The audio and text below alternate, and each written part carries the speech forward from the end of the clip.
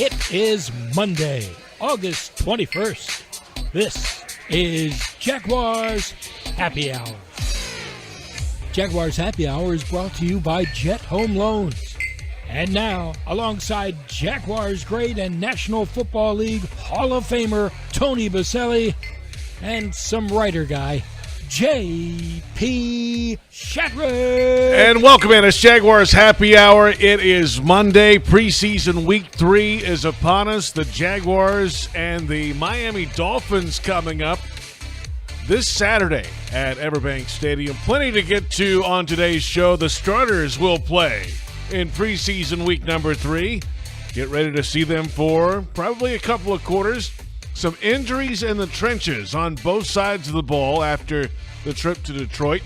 We'll keep it real, as we always do, with Pete and Tony.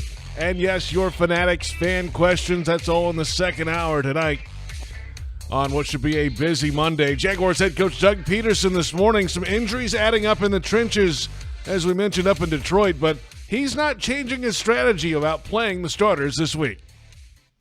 I can't really worry too much about who gets hurt, this and that. If I do, then people get hurt, right? I mean, I just think you practice and play just like you're getting ready for a regular season game, and our starters need some time together on the field, so they'll get that opportunity this week. And I'll listen. I'll monitor it. I'll be on top of that too. So if I need to pull them out, I'll pull them out. But right now, it's still full steam ahead. Full steam ahead for the head coach. The full press conference from Doug Peterson available now on Jaguars.com or the Jaguars YouTube channel. Of course, we're on 1010XL, Jaguars.com, and Jaguars YouTube. And Tony Boselli and Pete Prisco join me now. Good afternoon, gentlemen. Pete, hello. What's up, guys? How are you? Hey, this is great today. I could see Tony, I could see JP, and away we go. In high definition and everything. That's great. And I can hear you, Pete, unlike last week where you sounded I could get every other word. Yeah, well, I didn't even hear you because I got booted off by the time you got on. Well, the good news is, for at least me, the ratings came back, and it was 2x ratings from when you were on. So I hear there was a severe plummet as soon as you came on. Well, all I know is that the first 7 minutes of the second hour were the highest rated of all time. That was just me. Pete, you missed it. JP went on a 7-minute monologue, and I thought his head was going to explode as he was just talking in circles. But you know what, Tony? The way he introduces us, like on the video, and we're also going to be joined by 2 other guys that come on the show. Like, my gosh, we're just happy to be on his show today, right? Chopped liver, you two. Chopped liver. Well, JP went to management and said he wanted to change the name of the show, JP Shadrick Friends. Yeah. That's right. And I was going to be top of the billing. And then you guys and in fine print, Tony and Pete. It pretty much was that way last week, JP. I don't know what you're talking about. I saw it. So, hey, plenty to get to here. There's a lot of stuff going on with this team. Starters are going this week in week 3. Some injuries have popped up coming out of week number 2. The injury bug here a little bit. So some key roster spots up for grabs. So, all right, there's a lot happening around here right now, Pete. Yeah, the most concerning thing is Hamilton's back to me. He didn't play. What I couldn't figure out is there were reports that he was in a boot. Was that true, Tony? He was in a boot? Pete, we don't fly with the team during preseason. So I never even went down to the locker room. I read the same thing you did. I heard someone brought up the boot to me. I had no idea what the injury was. And we hear it's a back. It's concerning from the standpoint of when did he get actually hurt? And JP, keep me honest here, but did Doug say it was a non-football injury? That's what the team statement said, yes, non-football. So injury. Is it horsing around? Is it picking up your child, picking up a kid, or Pete, what is it? It could be a back that just sleeping in a hotel bed, sleeping wrong after 2 days of practice with the Lions.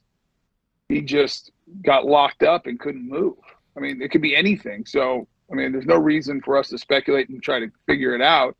Well, sometimes you have to speculate in this league nowadays because nobody ever tells you anything. Yeah. Well, especially during the preseason, Pete, and you know this, but just to let our fans and listeners know, is the team is under no obligations to give any injury specifics during training camp. Until week 1, the first injury report is the first time they actually have to, tell the whole story of what is going on, of guys' injuries, whether they practice or not, and their availability for the game. In the preseason, they actually don't have to say anything. They would not even had to report anything on Devon Hamilton. They could have just let it ride. So and all that does is expose the kid to doubts and questions and everything else. It's a terrible policy. So not just Jacksonville, by the way, it's all over the league. Yeah, I was going to say, this is not a Jacksonville issue. No. This is not a Doug Peterson or Trent Baalke issue. This is a league issue. Every team does it pretty much the same this time of year.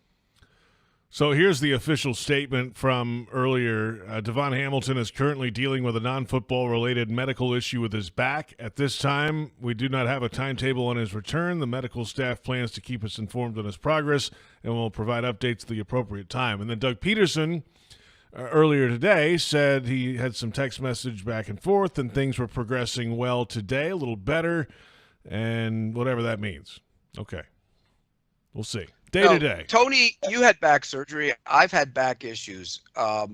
It can lock up if you sleep in the wrong spot or be in a hotel bed, it can lock up. I mean, you can have those issues, but why? Just the way they handled it was weird to me. And I'm, you know me, I'm going to call it out if I think it's strange. It was strange. There was a report of a boot on a foot, which I don't know if that was true or not. If it wasn't, whoever reported it was wrong, and they should apologize for that. But if there's a boot on the foot and you have a bad back, I don't get it. Unless, and as somebody who suffered with sciatica, and Tony, you had it at one point, you can, if you like your nerve in your leg or your foot, that's the only thing I could think of. But yeah, I'm speculating. And the reason I'm speculating is because you don't answer the question. Tell them what it is. Just say it. Well, Pete, yeah. I don't even know if the boot thing was true, so I'm not going to, there's no sense of going down that path. All we know is what they told us. It's his back. I do think it's a big deal because he's had a great camp, and he is a very important piece of the puzzle up front for this team. So getting him healthy, I'm glad it happened now and not, week 1. And you just don't know if it's a disc issue. Pete, you brought up I had a disc issue, bulging disc, had severe pain down the leg at the Hall of Fame last year, and right when I got back, had surgery, had a discectomy. It was amazing surgery from the standpoint of I walked out of surgery 45 minutes after I went in with zero pain. And if I was at top shape, now the doctor wouldn't have let me, but I could have played. That week? I think so. Wow. Maybe give me 1 week. The protocols were 3 or 4 weeks of low activity just to let it heal so it doesn't re-rupture. But I would have been a dumbass and tried to play. Of course. Well, and full disclosure here, I was in the emergency room in April for a sciatica down my leg, and I have a disc problem. And I instead of having it done, I went through the therapy, and it's kind of regenerated a little bit. But I'll be honest with you, I had problems with feeling in my leg at times, and when I first got back, and it's taken a while to get back. So, if he does have something along those lines, it's really concerning. And I'm going to put it out there for both me and Tony as well. One of the reasons you have problems with your back is because you got the cushion in the front. Let's be real. Tony had the cushion until he did his magical diet. I had the cushion until I did my magical diet. And so that's one of the things doctors tell you, right? If you have a belly, it's going to be a problem. Well, I'm not going to comment on Devon's cushion. I've never heard cushion as That's an Italian thing. You got a cushion. Yeah, I know where it comes from. Well, he's 335 pounds, so there's something there. He looks like, what he actually looked like? Fat. He was in better shape to me this year. Yeah, no, he looks great. He's had a great camp. That's why Pete, I get why you're speculating. I'm just not going to. I'm going to give him the benefit of the doubt that it's a freak thing, slept on it or whatever. Who knows? Hopefully it is, because they need him. I'm with you. They need him. They definitely. And Fodakasi's hurt again too, right? So that's on top of Foley Fodakasi in practice on Wednesday in Detroit goes down. He had a boot on the practice field today during the open media time on that right foot. So we'll see. But they think, JP, they think he's going to be back for opening week. That's the hope, yes. I actually know what that is. I just don't know if it's been disclosed from the team, so I'm not going to say a word. But based on what I know, he should be back opening weekend. And I think that's the plan inside the building. He'll be ready. Like I saw I read Doug's press conference answers today, and one of them he said somebody asked him about somebody, and he said, "Oh, it's his leg. I really haven't looked at it." What? What are we doing? It didn't say not Fodakasi, it was somebody else. Pete, because that's what these coaches do this time of year. You know that. They don't say anything. Tony, come in with your Why list. does it bother you? So-and-so's got a back. He's got a this. We think he's back in a couple days. He might be back in a week. He might be back in 2 weeks. With it, the Cooper Hodges got hurt. He's out for half the year or whatever. Just go down and do what do you? It's the preseason. There's no games that matter. Where's the competitive edge in it?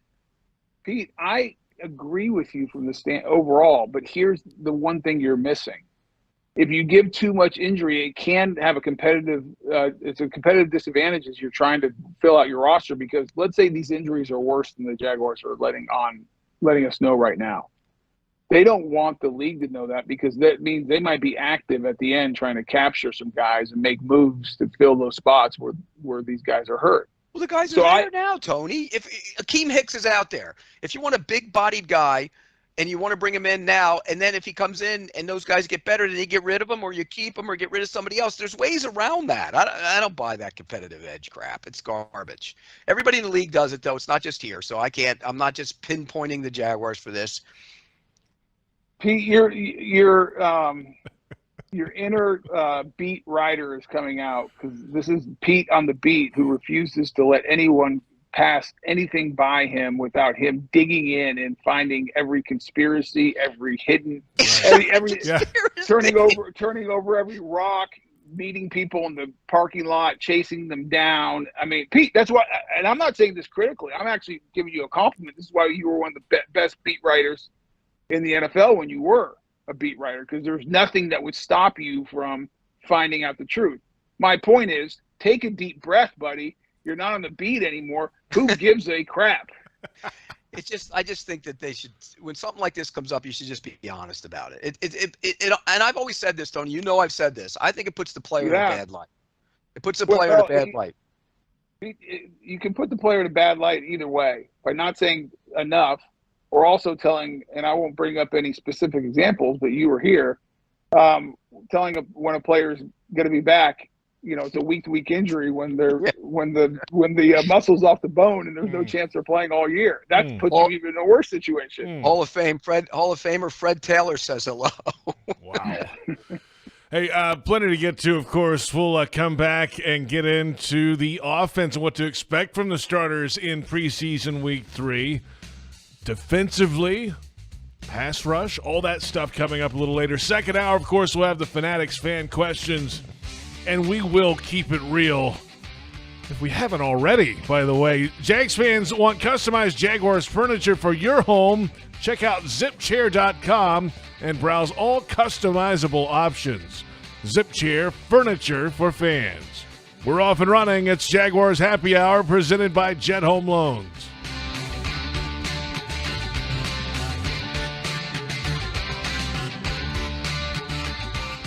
Since 2014, there's been only one official home builder of the Jaguars, Dreamfinders Homes. With quality-built homes and a speedy move-in process, we're in 20-plus communities in the best locations across Northeast Florida. Dreamfinders Homes is everywhere you want to live. So get off the sidelines, Jags fans, and get into the game. Let Dreamfinders help you navigate your home purchase and offer great interest rates. Visit DreamfindersHomes.com for all your move-in ready homes and step up your game. Flight by Yingling is the next generation of light beer. For those who don't follow trends, but craft them. Flight by Yingling is 12 ounces of uncompromised refreshment from America's oldest brewery. With only 2.6 grams of carbs and 95 calories, this is premium refreshment 6 generations in the making.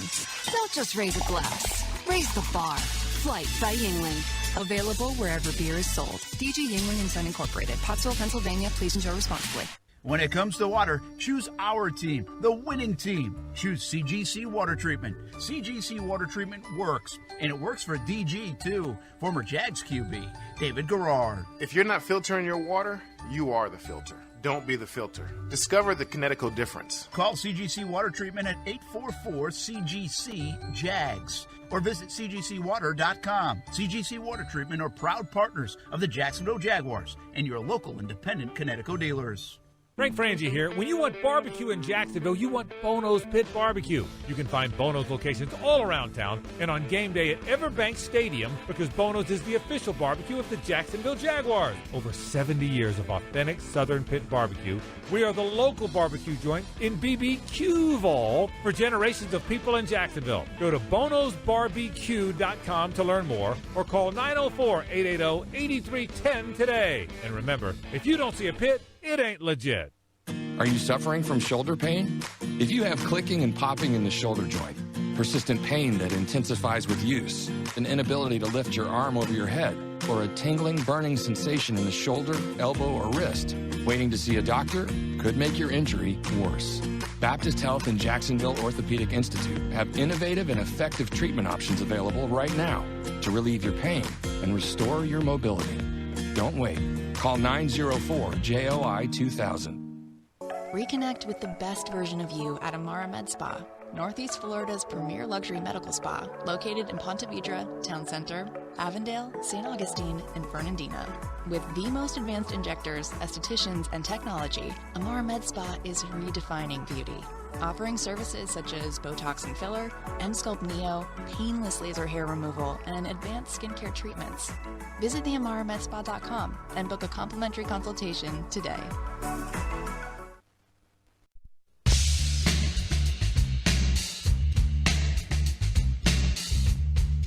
We get Ben Barch back this week. You know, he started his time last week. We're going to increase his reps this week, and he'll have a chance to play in the Miami game and give us some quality reps there. You know, and looking at the depth, yeah, we're a little thin at the offensive line. It's something we're going to monitor, you know, this week. But right now, you know, we're comfortable where we are, and some of the guys that we're going to get back here in the next few days. So it doesn't look like we're going to add anybody at this time. That's head coach Doug Peterson earlier today discussing maybe adding some more bodies in the O-line, but apparently not. It's Jaguars Happy Hour. It is preseason week 3. JP Shadrick with Pete Prisco and Tony Boselli. We're on 1010XL AM, Jaguars.com, and Jaguars YouTube. Yeah, there's a long list now of offensive line players that are on the injury report. Josh Wells, one of those. You mentioned Anton Harrison earlier, did not play in the game, but is expected to go this week moving ahead. Darrell Williams had a shoulder issue in the game, but stayed in throughout, the backup center, and sounds like he'll be good to go this week. Chandler Brewer is in the concussion protocol in the third quarter that went in. Tyler Shatley, as you mentioned, is still out. One more week of blood thinners, apparently, so maybe next week he'll be back and ready, not this week. Blake Hance was evaluated for a concussion during the game, but was cleared. But they're monitoring him monitoring his reps. He's practicing. He's fine. Cooper Hodges with a patella injury, and that's going to be a significant amount of time, seems like. So that's a lot. That's a long list. There goes some of the depth, Tony. I mean, what's Well, yeah. I mean, let's start with the tackles. That was a position of depth, and then Josh Wells' injury on Wednesday, because he was going to be your swing tackle. And so it looks like he's going to be out for a while. Wouldn't be surprised if they do something injury settlement and then try to bring him back post injury settlement based on how long. So you got that as your swing's on. Now you have Anton Harrison working through a shoulder, dinged up again. Got dinged up early in camp. Gets dinged up after a great practice. Pete, I don't know if you saw it, but he was awesome. He was awesome. I saw it. Awesome. That kid. I mean, he stoned Hutchinson a bunch. Well, I forget about just like I always get this night. I mean, he did, But I'm telling you what I like about him more than just what he did to Hutchinson. It's his overall ability to play in space and be comfortable in space and recover. His feet are so good. He's so smooth. He has better strength than I thought. He's a tough kid. He likes to finish. I think he's going to – I hate the shoulder. And, I don't know exactly what it is, if it's a subluxation, if it's a little bit of a labrum, or both. The word is he could have played if they needed him on, but they're being smart. None of the starters were going to play anyways. He'll play against Miami. It's just something he's going to have to manage throughout the year, and that worries you for a young player. It's already hard enough to be a rookie, and then you have to manage an injury, which I had to with my knee my entire rookie year, and it's just something you just got to deal with and learn, and it's part of the process. So, but staying on tackle, one of my biggest concerns is we already knew we were missing camp for 4 weeks. I thought Cam was having a pretty good camp until the last, did not play great in Dallas. I'm not going to say he was terrible in Dallas, but did not play great. Wasn't good. Okay, wasn't good. Had a pretty good practice Wednesday. I thought he looked fine in the full padded joint practice. But Pete, in the game, and listen, I'm an offensive line apologist. I give these guys the benefit of the doubt to the nth degree, and I get killed on the show from Pete and JP for doing it. I can't defend it. He got run through 3 times, I think it was, Pete. And he held on one of them. Remember, he got called for a hold on one of them. Got held, and he was going against Okora, who's going to play. He's a player, but he's not a top-end pass rusher. He's a backup. What happened then? And he got run over multiple times. Like, he was catching him. He was getting run through his inside shoulder. He's holding on. He's getting pushed around. It was sloppy. It was sloppy. It was almost like he didn't want to be out there. And maybe he decided that he thought the suspension was the first 4 games counting the preseason, and he played like it. I don't know, Pete. And I get it mentally. It's hard for a guy like Cam. He's, got hurt last year after signing the big deal. Wants to be the franchise left tackle. Didn't get suspended for 4 games, so he's going to be out. So his head's not completely right. Well, he's playing with third stringers in the fourth quarter. Of course his head's not right. But, Pete, that's where you have to be a pro and go show them, like, you can count on me. And here's the bigger thing, Pete. Forget about Phil Rauscher and Doug Peterson and the Jaguars. Forget about all that. I'm just telling you, as a player, you want that on tape? Who sees that? Well, he kind of got called out by Doug Peterson today, too. Yeah. Doug's not going to call somebody out in the preseason, and he kind of did. He said he was on the ground a lot. Oh, yeah. That's calling a guy out. He was on the ground a lot. Yes. That's true, huh? Yeah. And here's okay, I'm going to go back to what I said and what you agree with me before the season. Walker Little should be the left tackle. Period. End of story. And well, but Pete, let me just give a little caveat to that. Everything you've seen in the games this year, last year, Walker Little last year was playing at a very good level, similar to Cam. Coming to camp, I think Walker's had the better camp. Now, Walker was not great against Dallas either, but he was fine. A little sloppy on his technique, got a little over his, weight over his feet a little bit a couple times, but nothing that's going to make you panic. And here's Walker is doing exactly what you want a pro to do. You think he wants to play left guard? No, but he wants to do his best for the team, and I appreciate that. So he gets slid down to left guard. Cam starting left tackle. If you would have thought anyone was going to struggle in that game against the backups, you would have said, okay, you're going to give Walker Little a pass. The first time ever in a game in his life that, as far as I know, he's ever played anything but tackle. So he gets rolled in there. He goes, and I thought he played great. I did too. I thought he got to the second level off the double teams, which is, Tony, that takes work. And he was physical. He didn't get overwhelmed at the point of attack. It's a different footwork, different, kind of engagement. And so now the problem is, Pete, if you're Doug Peterson on one hand, you're like, yes, I love it, because now I can put my 5 best guys out there once Cam gets back. But then you go, is Cam one of our 5 best if he's going to play like that? Or are you better with Walker Little at left tackle and somebody else playing guard than you are with Walker Little at guard and Cam Robinson at left tackle? If Ben Barch is back to form at the start of last season, is he better than all those guys? Well, I don't know if he's. I mean, I don't know about that, JP. I want to see that first. I mean, Ben's still a young player. See that That's you my point. didn't see that last year. Well, he won the job last year, Pete. Yeah, but was he ever? I mean, you can check the box and say, okay, above average offensive guard. I'm with Pete. I don't think what was it, 8, 9 games he played, whatever it was, 6, 7. I can't remember when he got hurt. It wasn't even that many. Yeah, it was early. Yeah, it wasn't like when he got hurt, you're like, he's the future left guard of this franchise. Right. It's not like a 4-year vet that had started at that spot got hurt. Now he's coming back to take the job back. He's going to have to go back in there and win the job. Go earn it. Yeah, he's have to win it. But again, Tony, I'm with you. If Robinson and Little are your best left side, then okay. I personally, and here's why, and nobody wants to hear this in the organization right now, particularly the head coaches, because I said it to the head coach. Walker Little is your best left tackle. If you go into the first 4 games and he plays left tackle even better than he did a year ago, and he's clearly becoming that guy, and the offensive line isn't having major issues no matter who's playing left guard, do you make the change just for the sake of making the change, even though Cam Robinson's probably not going to be here next year and Walker Little will be your left tackle? I just don't like that. I don't think that's smart to do.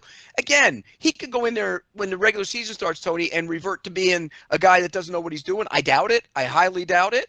But he could, and if that happens, then you make the move. You put Cam back in there, and you put Walker Little at left guard. But Pete, but you're missing the bigger point. Based on what you've seen in the preseason, do you trust Cam Robinson out there to play at a consistent level? I don't.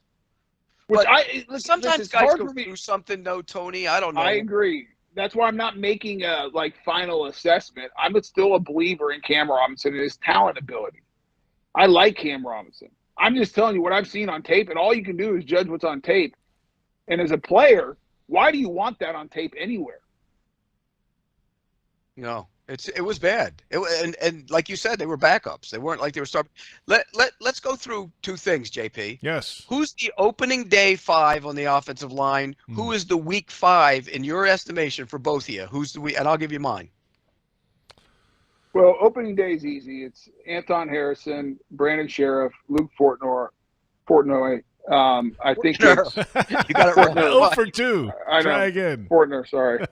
I think it's Ben Barch is going to be your left guard, and I think Walker Little will be the left. Walker Little will be your left tackle. Yeah, that's easy. That's the easy part. What about week 5? No, it's not this because I still think Blake Hance could be the left guard. Could be the left guard. I think Barch he wasn't awful at left guard last week when he played there. No. The week 5, I still think it's going to be Cam, Walker Little, Fortner, Sheriff, and Anton Harrison. I do too, but I wouldn't do it if they're playing well. If they're not playing well, it's an easy decision. Yeah, if they're, like we've talked about before, if they're mauling people and they're 3-1, whatever the record is, but if they're mauling people and playing well as a line and winning more than they're losing on offense by reps. I mean, JP, if they're mauling people, they're going to be 4-0.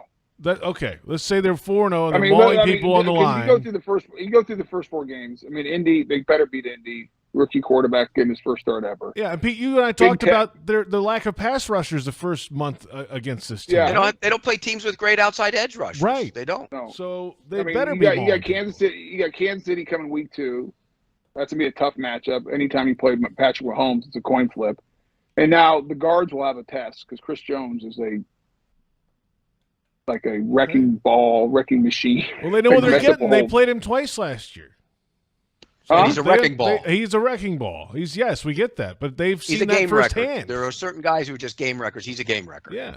Yes, but I mean, it's at home. It's opening. I think we win that game. It'll be hot. Then you got Houston, which means you're playing Will Anderson, who's a rookie in his 3rd game. But my point is, you should beat them. You're 3-0, right? And you got Atlanta, right? Who don't have no pass rushers on the edge. I mean, you should be 4-0. And so if they are, do you make a change?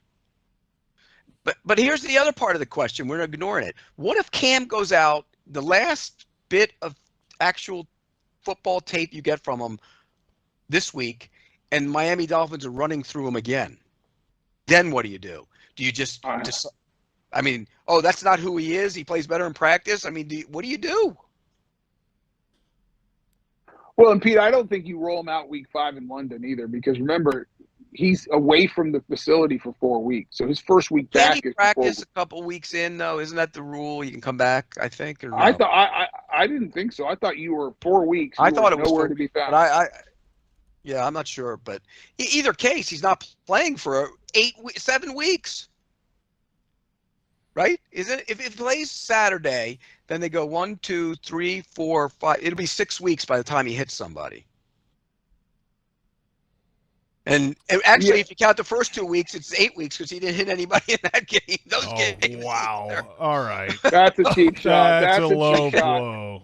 I do not endorse that. I disagree with that comment. That was Pete Prisco, not Tony Boselli, and not JP and friends. Yeah, I'm giving you that.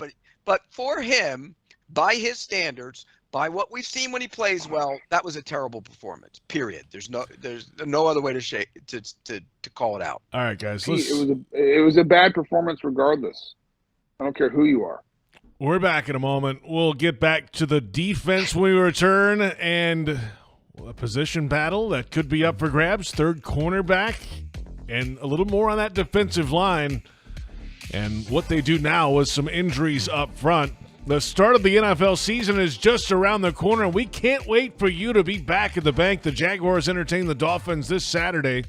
Lock in your seats now. Call 633-2000 or visit jaguars.com/tickets. The starters are playing a couple of quarters at least this Saturday. Come see them in person. And this is Jaguars Happy Hour presented by Jet Home Loans.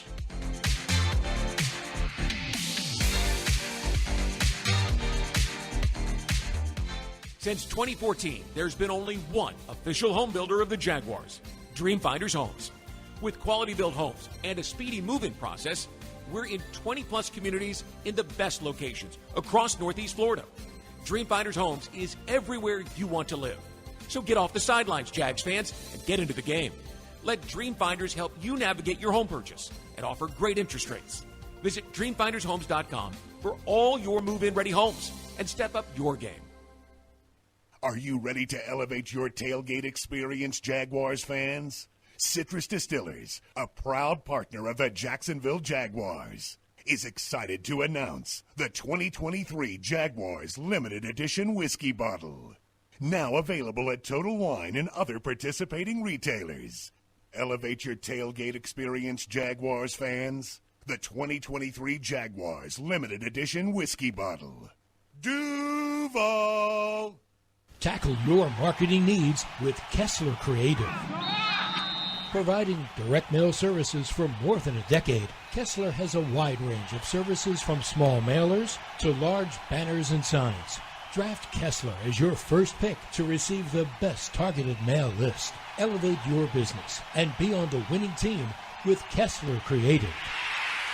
Kessler Creative, results-driven marketing and proud partner of your Jacksonville Jaguars.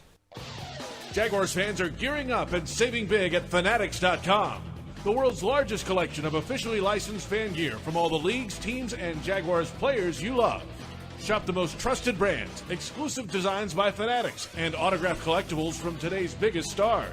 Join Fanatics Rewards today and earn fan cash on every purchase. Shop now and get today's special offer.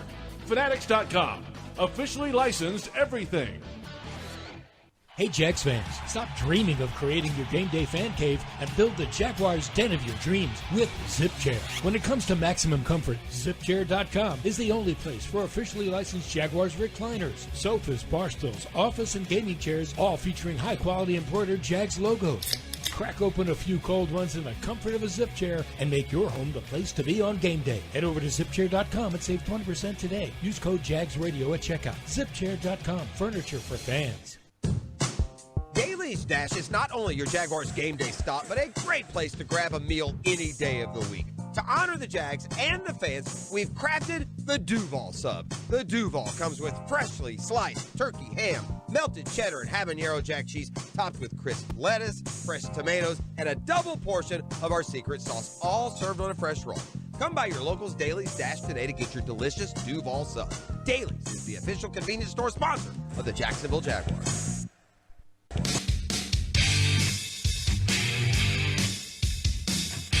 Jeremiah Ledbetter, Adam Gotsis are two guys that we have, as role players, backup guys. I think Tyler Lacey's another one that really has emerged. He played well in the game. He continues to get better right there. So, we've got a couple of guys that are on the roster that can give us some really good time, in Devon's absence, however long that's going to be. Head coach Doug Peterson this morning on a Zoom call with the media discussing the Jaguars' options on the defensive line. Welcome back. It's Jaguars Happy Hour. It is Monday, preseason week 3. We recap the week 2 win in Detroit. The backups had most of the game. This week, the starters will play against the Dolphins, maybe a couple of quarters. It's Jaguars Happy Hour on 1010XL, Jaguars.com, Jaguars YouTube, JP Shadrick, Tony Boselli, and Pete Prisco. Hey, Adam Gotts has been around this league for a while now. I think it's his 8th year. Ledbetter had a big game, Pete, as you referenced earlier. A guy who's been around but hasn't had a lot of opportunities in his career. 5 tackles, a sack, forced fumble.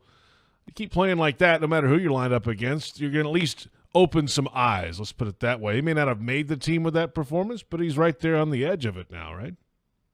He was active. And that's always a good thing. I mean, he pushed the pocket. He got pressure up the field. He won in the run game. He held up when he had to. I like what I saw from him.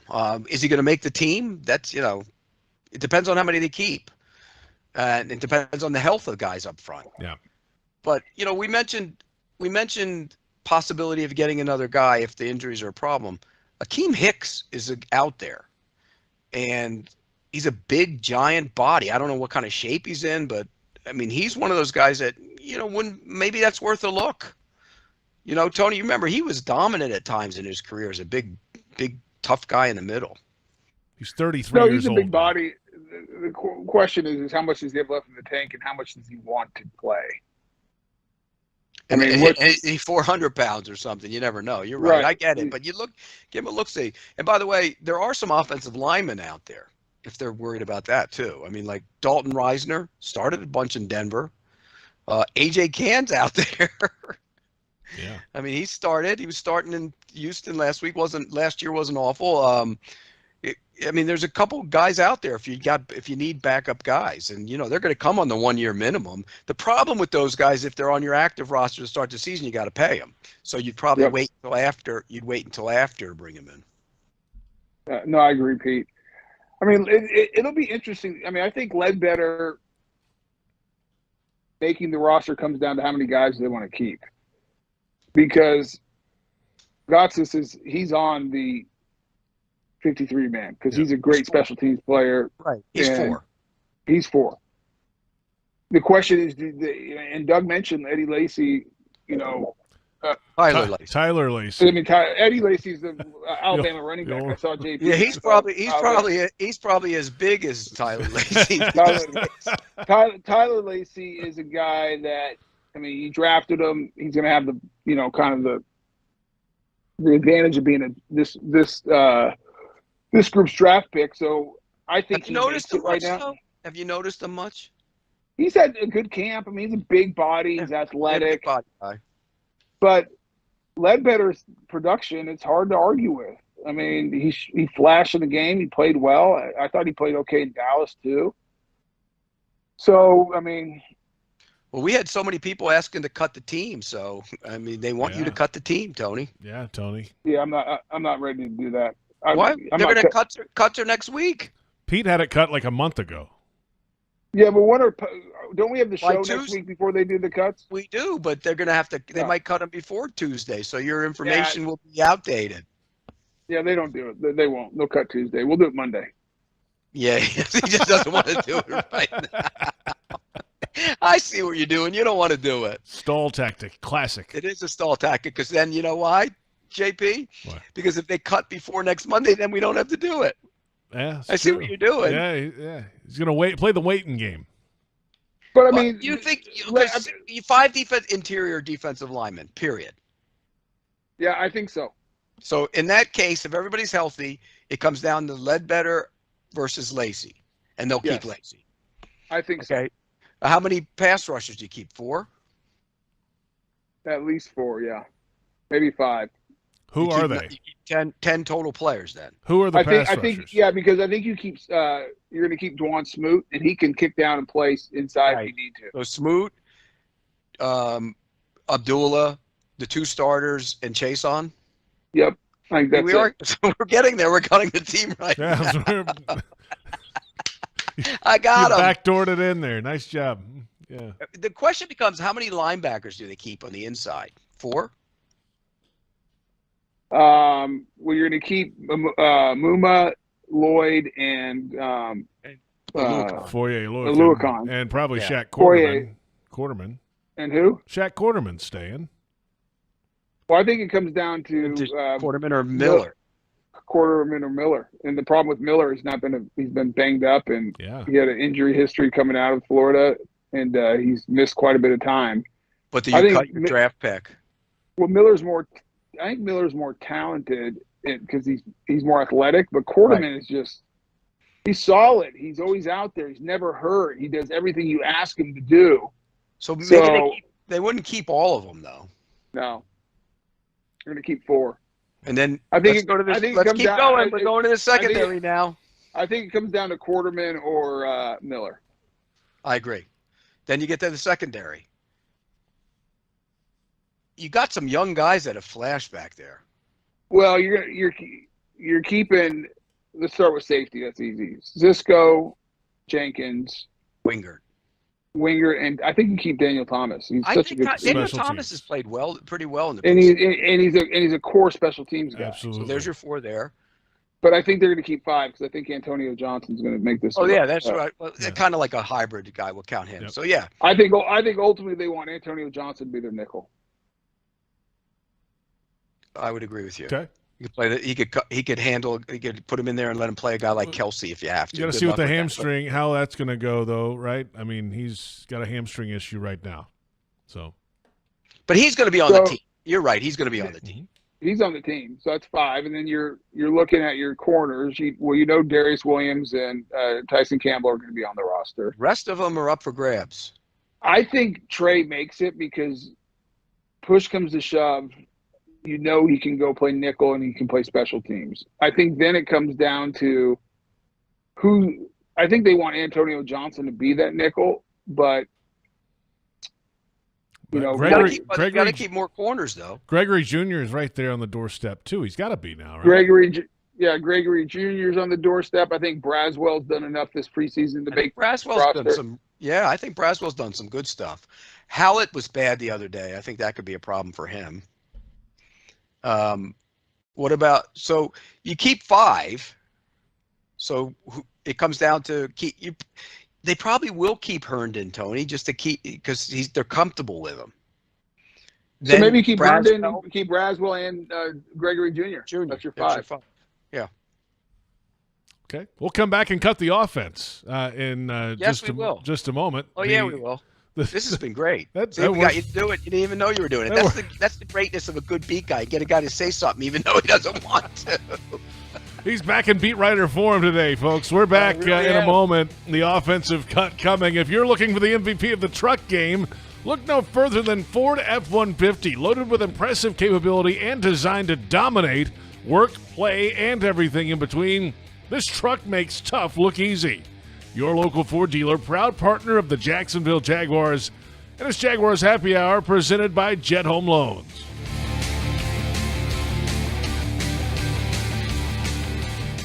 Since 2014, there's been only one official home builder of the Jaguars, Dreamfinders Homes. With quality-built homes and a speedy move-in process, we're in 20-plus communities in the best locations across Northeast Florida. Dreamfinders Homes is everywhere you want to live. So get off the sidelines, Jags fans, and get into the game. Let Dreamfinders help you navigate your home purchase and offer great interest rates. Visit DreamfindersHomes.com for all your move-in ready homes and step up your game. Your hometown gate now has more ways to save. Introducing My Gate Rewards, a new loyalty program with member-exclusive savings and fuel discounts. Earn points on in-store purchases, take advantage of special offers, and save on products you love. Score free coffee, fountain drinks, pizza, and soft serve with Gates frequent shopper clubs. Then use your points on savings at the pump. Download the My Gate Rewards app in the App Store today or ask a store associate for more information. Go from good to Gate.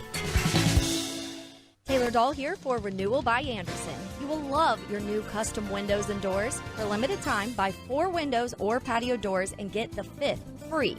The first 50 callers get a free upgrade to TrueScene window screens, plus easy payment plans tailored to fit your budget. Offer expires August 31st. Restrictions apply. Renewal by Anderson, the official window and door replacement partner of the Jacksonville Jaguars. Visit rbafla.com. License number CGC 1527613. Are you ready to elevate your tailgate experience, Jaguars fans?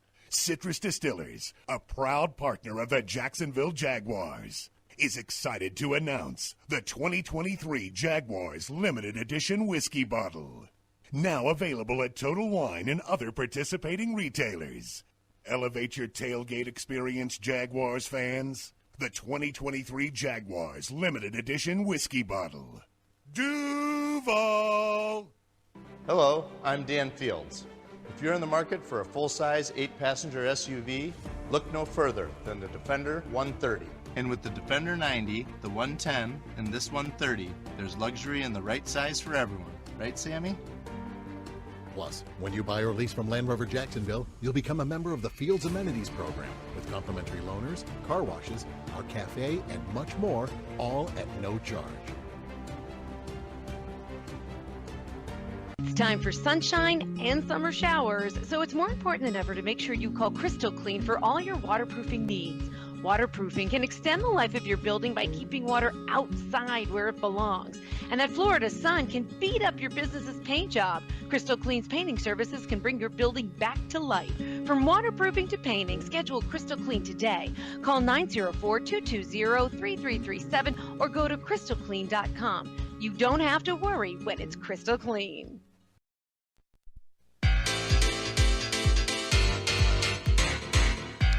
Welcome back. It's Jaguars Happy Hour presented by Jet Home Loans on 1010XL AM, Jaguars.com, Jaguars YouTube. Glad you're with us. Preseason Week 3 coming up. The Jaguars entertain the Dolphins Saturday, 7 o'clock. Kickoff time. 7:07 officially. The kickoff time Saturday at Everbank Stadium. So tickets available. Starters will go for a half. We just tricked Tony Boselli into cutting the defense. And I let you think you tricked me. I tricked you. That was really easy, by the way. That was like an easy setup, Pete. Because I knew what was coming. I let you guys get the joy of thinking you tricked me. No, you thought they were going to cut him before we had to do it. And that isn't happening. And he didn't want to get beat, Pete. They look forward to it. The fans look forward to this, Tony. Yeah, they do. The fans are clamoring. No, and I know they're clamoring now for the offense. I mean, this shouldn't be as difficult. The offense there's a couple key spots. Let's start with the quarterback. Do you keep 3? Let's do that last because it depends on how many spots you have left. Okay. Interesting. All right. So offensive lineman, you're going to keep 10. No. 9. 8. No, you'll keep more than 8 with the injuries. Okay, maybe 9. So you're starting 5, which I'll put Barch in there. But remember, Cam doesn't count against the roster, so you can't count him. I'm not right now. Okay. I think Blake Hance is making it. 6. Mm-hmm. The unknown is Shatley in the AFib. Well, he's apparently going to give it a go next week. So if he's back, he's on. Yep. And then that's 7. Hodges would have made it, but he now. won't. He's hurt. Well, I actually think he makes it, and then they put him on IR to return later. So put Hodges as 8 because opening. I mean, I think he makes the initial roster. You might keep Bobby Evans as a swing tackle unless you. Because who else is going to play? Because right now you have no you have no left tackle besides Walker Little. Now Anton Harrison can do that, but you don't want to ask him to. You want him as a rookie. You want him at one position. He hasn't been practicing over there at all, right? Yeah, but he played in college. He was left tackle in college. But it's been a while. What do you do? What do you do if Shatley isn't back all the way? You have to find somebody who can snap the football. So do you keep the backup center? I think you got to keep Darrell Williams at that point. Yeah, he's not bad. He's been okay too, though. He's a solid player in there. I think getting the 8 or 9. It'll probably be 9 offensive linemen is tough right now because of all the injuries. We don't know enough, and we're not going to know until need another week. Next week. Yeah, another week. And what's Wells' injury? They haven't reported it. I don't think. It's an adductor, is what Doug they Peterson did. Yeah, said it's an today. adductor So strain. groin area, yes. So and I heard of the bad version. So if it's the bad version, that's how long, Tony? 6 weeks? Maybe 8. Yeah. So, but didn't Sheriff play with that same exact thing last year and then ended up having surgery on it after the season? Didn't he? I think it's a little different. I think this is. I think this is a little more severe. Well, if that's the case, then he's gone for a long time, so you can't count him. But you're right; they have to keep a swing tackle because you can't count on Cam being the swing tackle or Walker Little being the swing tackle or whoever. That's right. So that you're right. Bobby Evans might be a guy they keep. He can play tackle too, though. He can play right. I don't think he can roll out play to left. All right. So he counts as the swing guard and the swing tackle, right tackle, and then you can count Bobby Evans. He could play wherever he has to play. Yep. What's position group is next, Pete? Tight ends? Yeah. Well, by the way, that kid is a mauler and is a run blocker. Brenton Strange. I saw you tweeted that today. Or my gosh. Posted on He X is about nasty. it. Yeah. I mean, you don't ever draft a guy in the 3rd round because he's a mauler as a blocker, but he is that. He runs good routes too, Pete. He's not bad in the pass game. No, but he's not. What he isn't is sudden. He's going to be a but Pete, what he gives you when he is a inline tight end, they did not have this last. Manhurts was no threat in the pass game. No. He's at least a threat in the pass game. Correct. He's more of a threat. Yes. Yeah. So he's on Ingram. I mean, he's your starter. Ingram. Yeah, and then you go down. You got how many more do you keep? 2. I think you keep 4 total. Luke Farrell's making it. Luke Farrell is on the team. Right, and then is Garrett Prince your guy? Did he fizzle out because he was the sensation of early in camp, and he hasn't really been that much? I think it's probably who? The other options right now are Garrett Prince, Josh Peterson, Derek Parrish. It's probably Prince. I think it's Prince. Okay, so there's 4. There's 4. Running backs. Wide receivers. You're keeping 6. This is easy. It's Ridley, Zay Jones, Christian Kirk, Parker Washington, Jamal Agnew. I think it is Parker. I don't know. I don't think he has any role this year, Pete, at all. No. He's the guy you sit down on game day, probably. Yeah.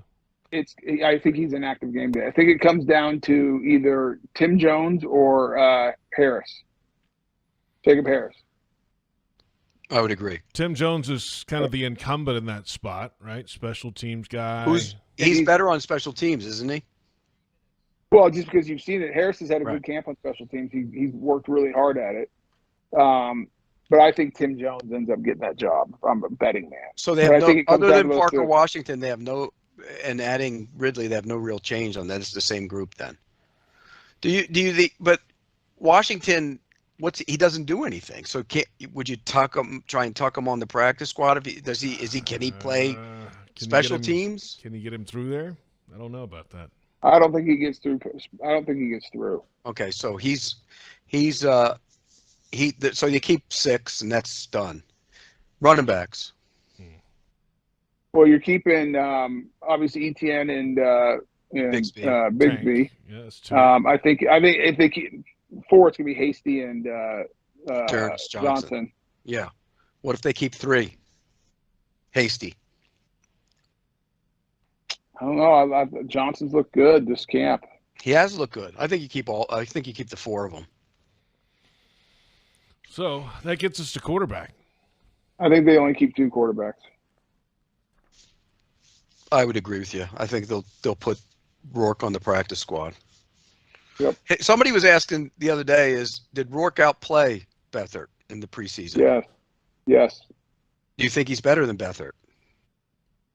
Pete, I'll say what I said this morning with Hicken.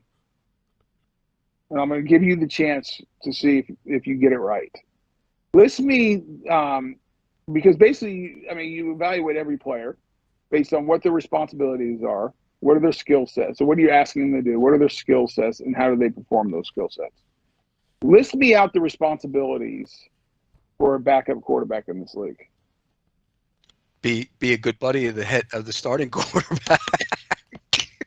Psychologist, make the room good, right. help the young guy do well. Right. And then you get into, can you play? But you can look at what Beathard's salary isn't little. By the way, they just signed him this year. Let me say this, Pete. They're not getting rid of Beathard. Yeah, he is the backup quarterback. I don't care what. And I mean, Doug Peterson said that yesterday or after the game too. I mean, he's the backup because he does what you need with Trevor Lawrence as your quarterback. I don't think you want a young guy who's never played in this league and Rourke being your backup with Trevor Lawrence as your starter. That's not he doesn't fulfill the role. You don't save that money. You save. Yeah, what's the? Almost They $2 just million. re-signed him Save for a $2 reason. million by letting him go. He's not going anywhere. We're back in a moment. Second hour of Jaguars Happy Hour ahead. Your questions and much more. It's Jaguars Happy Hour presented by Jet Home Loans.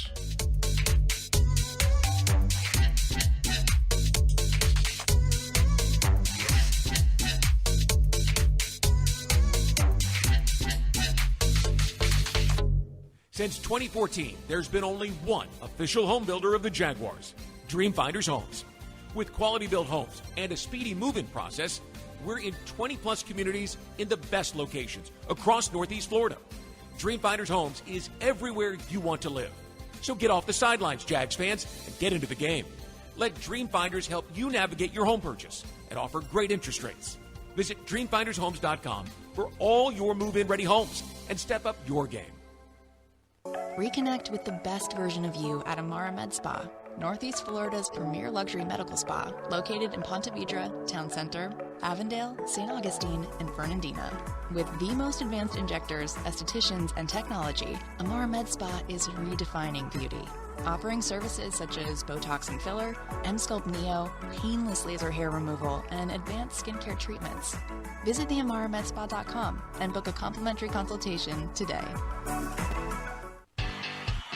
As the official supermarket of the Jacksonville Jaguars, Publix is helping fans gear up for game day with the limited-time Jaguar sub.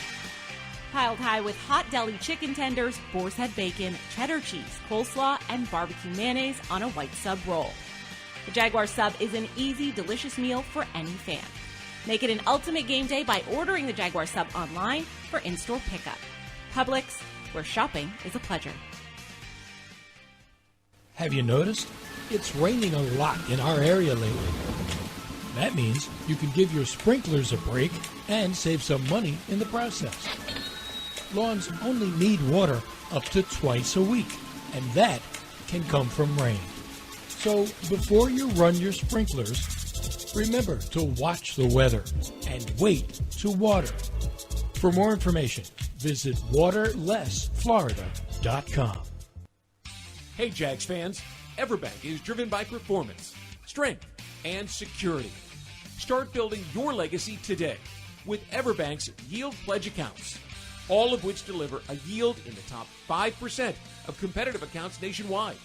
Visit everbank.com/Jaguars for your earned advantage.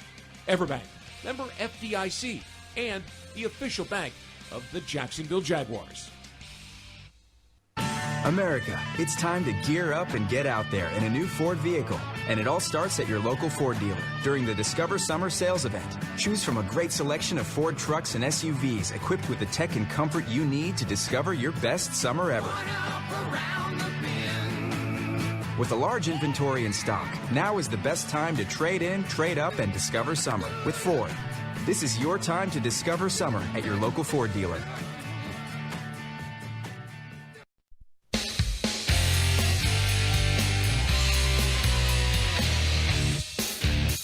can't substitute game reps and the feeling of, a little bit of pressure and a little heat from, execution. And in practice, it's okay to make a mistake because we can correct it in the film. In the game, it gets magnified. So we just need those guys to play together. Obviously, if they can play 2 quarters, I'd love to get, a 2-minute drive if we could. Those are all things that, it's hard to simulate in practice. We'd love to get the defense a 2-minute scenario there as well. So we'll see how it goes, but they need the time on in a game setting, and being a home game too, makes it a little bit easier that way. That's head coach Doug Peterson this morning on a Zoom call with the media. Welcome back. Second hour of Jaguars Happy Hour is presented by Mr. Chubby's Wings. The Jaguars recapping preseason week 2, a win in Detroit. The reserves got all the time in the game. This week, the starters will play against the Miami Dolphins Saturday at Everbank Stadium, and should be a nice night for it. 7 o'clock kickoff time. Jaguars got the win, though, in Detroit Saturday, 25-7 the final score. The injuries starting to pile up on the offensive and defensive lines, especially on the O-line, the depth being tested there. 2 frontline defensive linemen are dinged up right now, Foley Fatukasi and Devon Hamilton. Fatukasi is week to week. Hamilton, no true timetable has been announced. Walker Little played left guard in the first half last week for a look at what could be an option once Cam Robinson returns from his 4-game suspension. And as we said, on to preseason week 3. Doug Peterson looking for a half from the starters and a few certain situations. There are still some position battles to be decided. 6th receiver, 5th or 6th receiver, whichever way you want to look at it. 3rd corner as well, just to name a couple. Tony Boselli, Pete Prisco, of course, with us every single Monday. We've cut the team already, Pete. Congrats. See, I knew I would get him to do it. Yeah, but did we do the math? It feels like we have like 56 guys on the roster. I don't think so. Well, you kept adding guys. We had 10 defense line and outside backers. We had 10 secondary, that's 20. We had 4 backers, that's 24 on defense, right? Yes. Okay, 24 defensive guys. On offense, we had 9 offensive linemen, 2 quarterbacks, that's 11, 4 running backs, that's 15, 4 tight 6 ends. wide receivers, that's 22, 4 tight ends, 26, so that's 50. Then you have your 3 specialists. Bingo, 53. We nailed it. We got it right on the right on the number. It's pretty good. Doug and Trent can go home for the rest of the next 2 weeks. We did their work for them. Just going to review the show. They probably like you to take over when they cut his son. I'm staying away from family, Pete. I mean, that's a harsh one. I feel bad for whoever has to do that. You know what, though? He got an opportunity to be in a training camp. I think that's what he said when they media talked to Josh Peterson. And he played in the league. I mean, that's it's not his first time around. He's been around. So no. Yeah. And I tell you what, when he was in that league, he made plays in that league. So that's all ahead. The cut has been made here on Jaguars Happy Hour. They'll have to make the cut officially by 4 o'clock of Tuesday next week. That's when it has to be. By the way, there's one guy or 2 guys that are going to make the team that we don't have on the team. Let's be real. Here's a question. How many cut Jaguars players will be claimed by other teams? I think injuries have impacted that on the offensive line. You might have had a guy get cut on the offensive line that might have gotten claimed, but I don't think that's the case now with the injuries being what they are. Because as you know, Tony, when you look around the NFL, the backup offensive lines are terrible.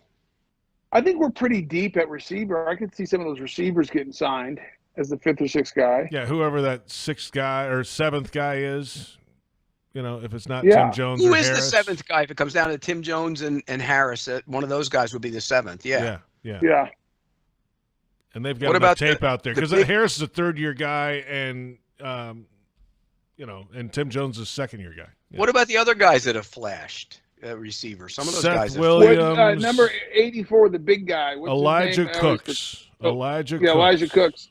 He's an interesting one to me. He's a big old dude and good hands and physical. So What about So maybe one guy there, but I don't think there's really many surprises for us. And that's actually a good thing, I think, when you don't have that. You know what I mean, Tony? In the past, you'd always say, well, this guy, these 2-3 can make it, but this guy can't. You know, now it's pretty much cut and dried. And I think that tells you that's a good football team.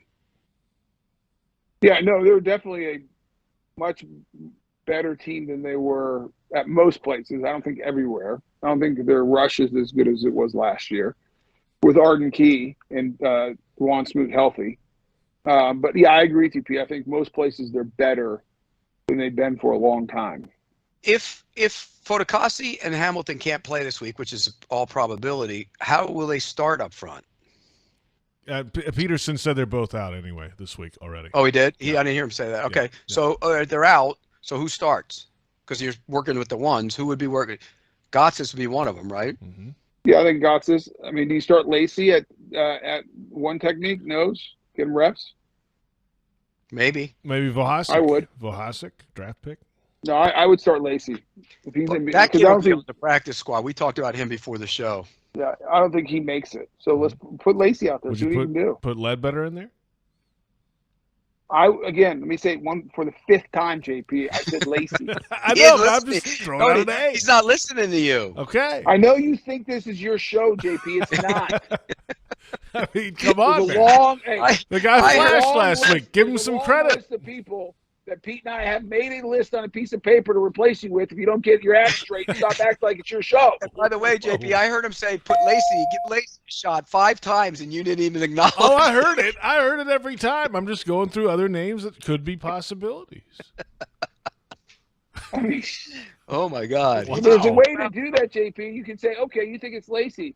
Any chance it could be any of these other guys, not just ignoring what I said and just throwing names out there. I was acknowledging. I mean, why don't you take a break, JP, and go get a cup of coffee? Pete and I got this. It could be Ledbetter too, Tony. Exactly. What is that? Yell at him. He at least acknowledges his thought on it. But Pete, I agree with you. But don't you want to see what the rookie can do with the starters out there? Yeah, I would. I'd play Lacey. You know what? Not Eddie Lacey, JP. Tyler Lacey. Hey, you're the one who brought that up, not me, by the way. But I mean, how long are they going to play the starters? Half? Couple quarters, yeah. A lot of football.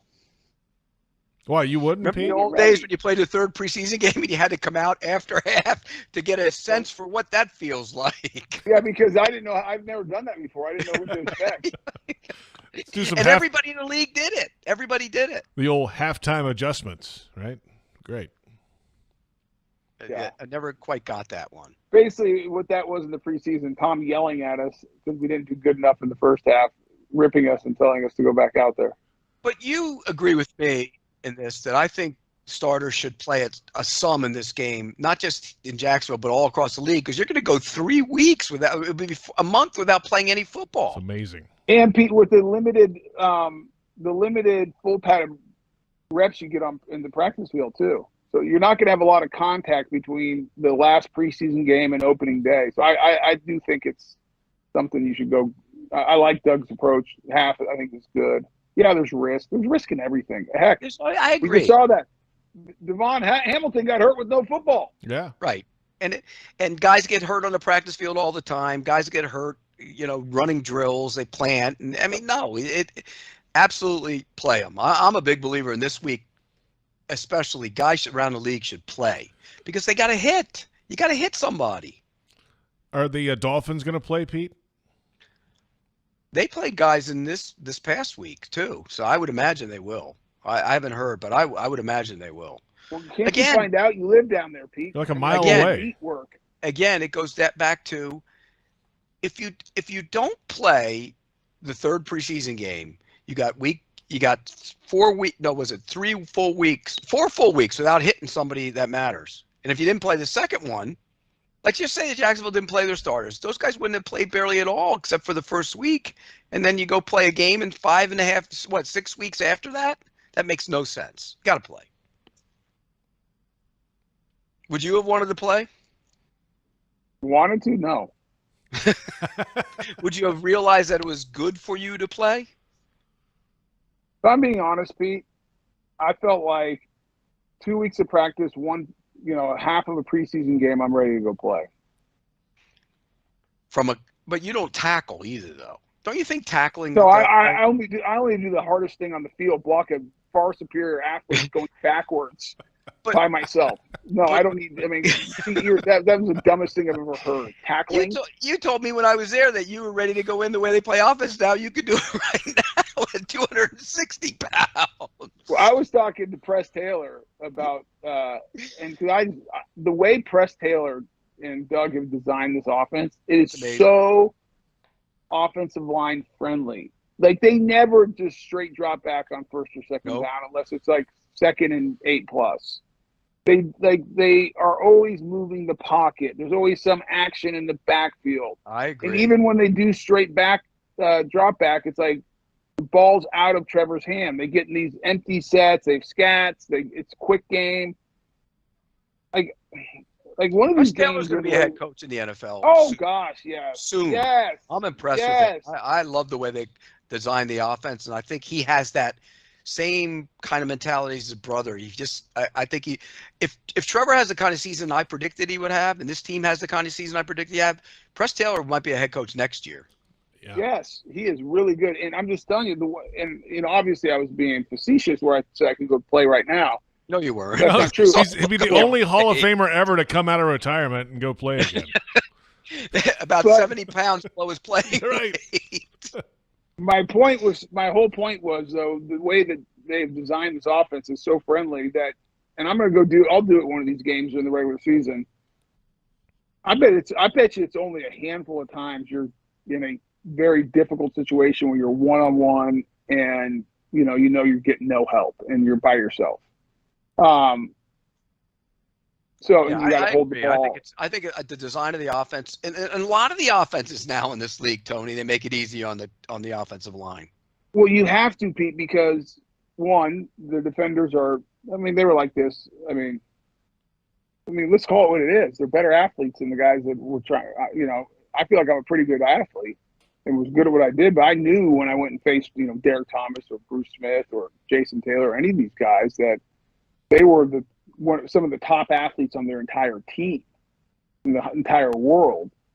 And so you got to. That's why I think playing offensive line is as much between the ears as anything else. It's a thinking man's position. You think your way through it. Give yourself, put yourself in a position that puts them in a bind as many times as you can. And I think the offense helps do that. With all that said, back to the original point,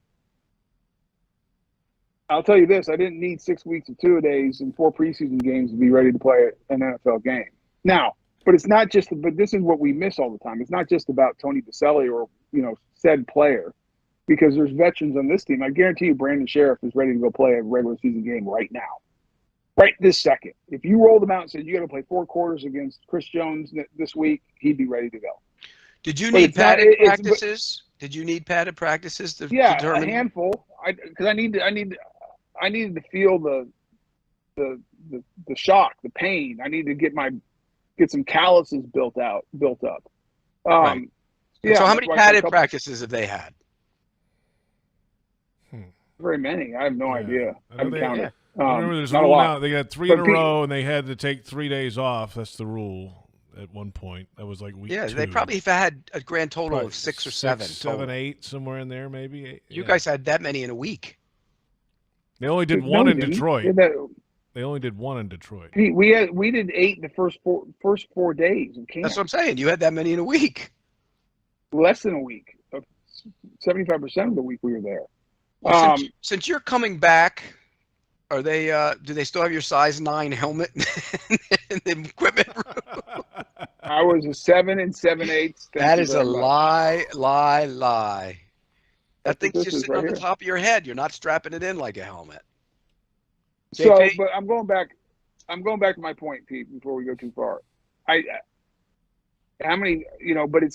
it's not about the individual player. Part of the preseason and why you need these reps is to get everyone on the same page, operating as a unit, getting in and out of the huddle, getting on the snap, let the quarterback read things, communicate the play change, timing. I mean, those are all important things that you need reps to do. So it's less about the individual player, in my opinion. It's the overall where you are as a team. And that's what I heard Doug say. You only can get so much out of it in practice.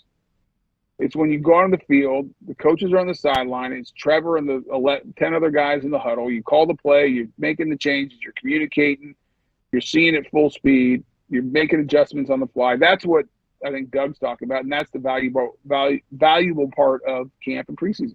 The one's got a ton of work in Detroit, though. They got a lot of work in those practices. But again, the quarterback's not getting hit. The receivers aren't getting blasted, and the running back isn't getting popped going through the line. So it's still different. It's still not the same. Nope. We're back in a moment. We're going to keep it real when we come back, and it concerns the defensive line for the Jaguars. PRI Productions, the official event production company of the Jags, has everything you need to bring your next idea to life. Visit PRIProductions.com. This is Jaguars Happy Hour, presented by Mr. Chubby's Wings.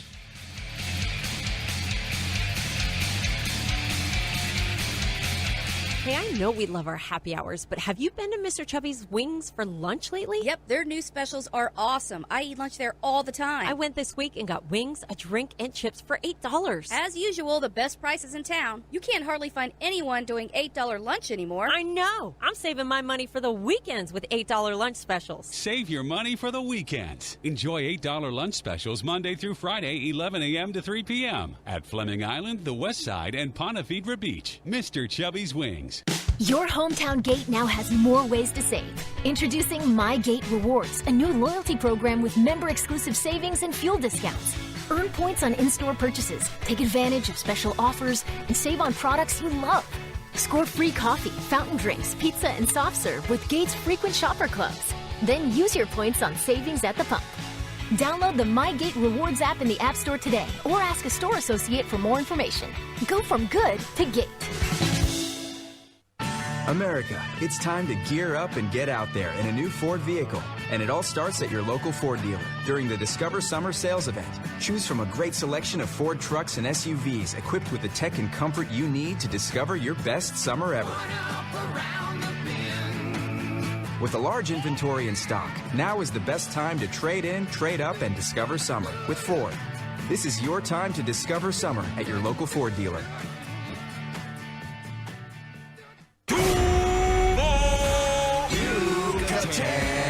Everyone wins when two great traditions team up.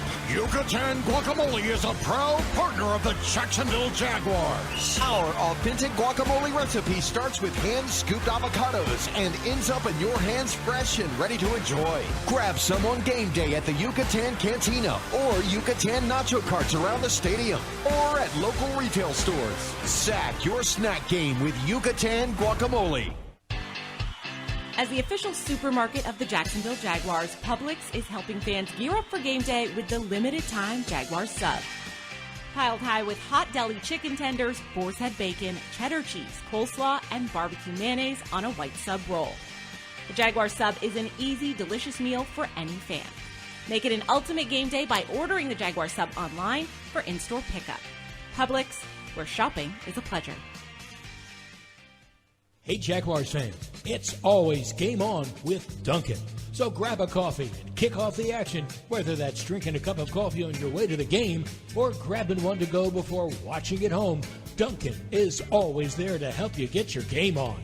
Just like the pros, we need to be at our best come game time, which is why Dunkin' is the most important part of your game day ritual, because it's always the best call for football.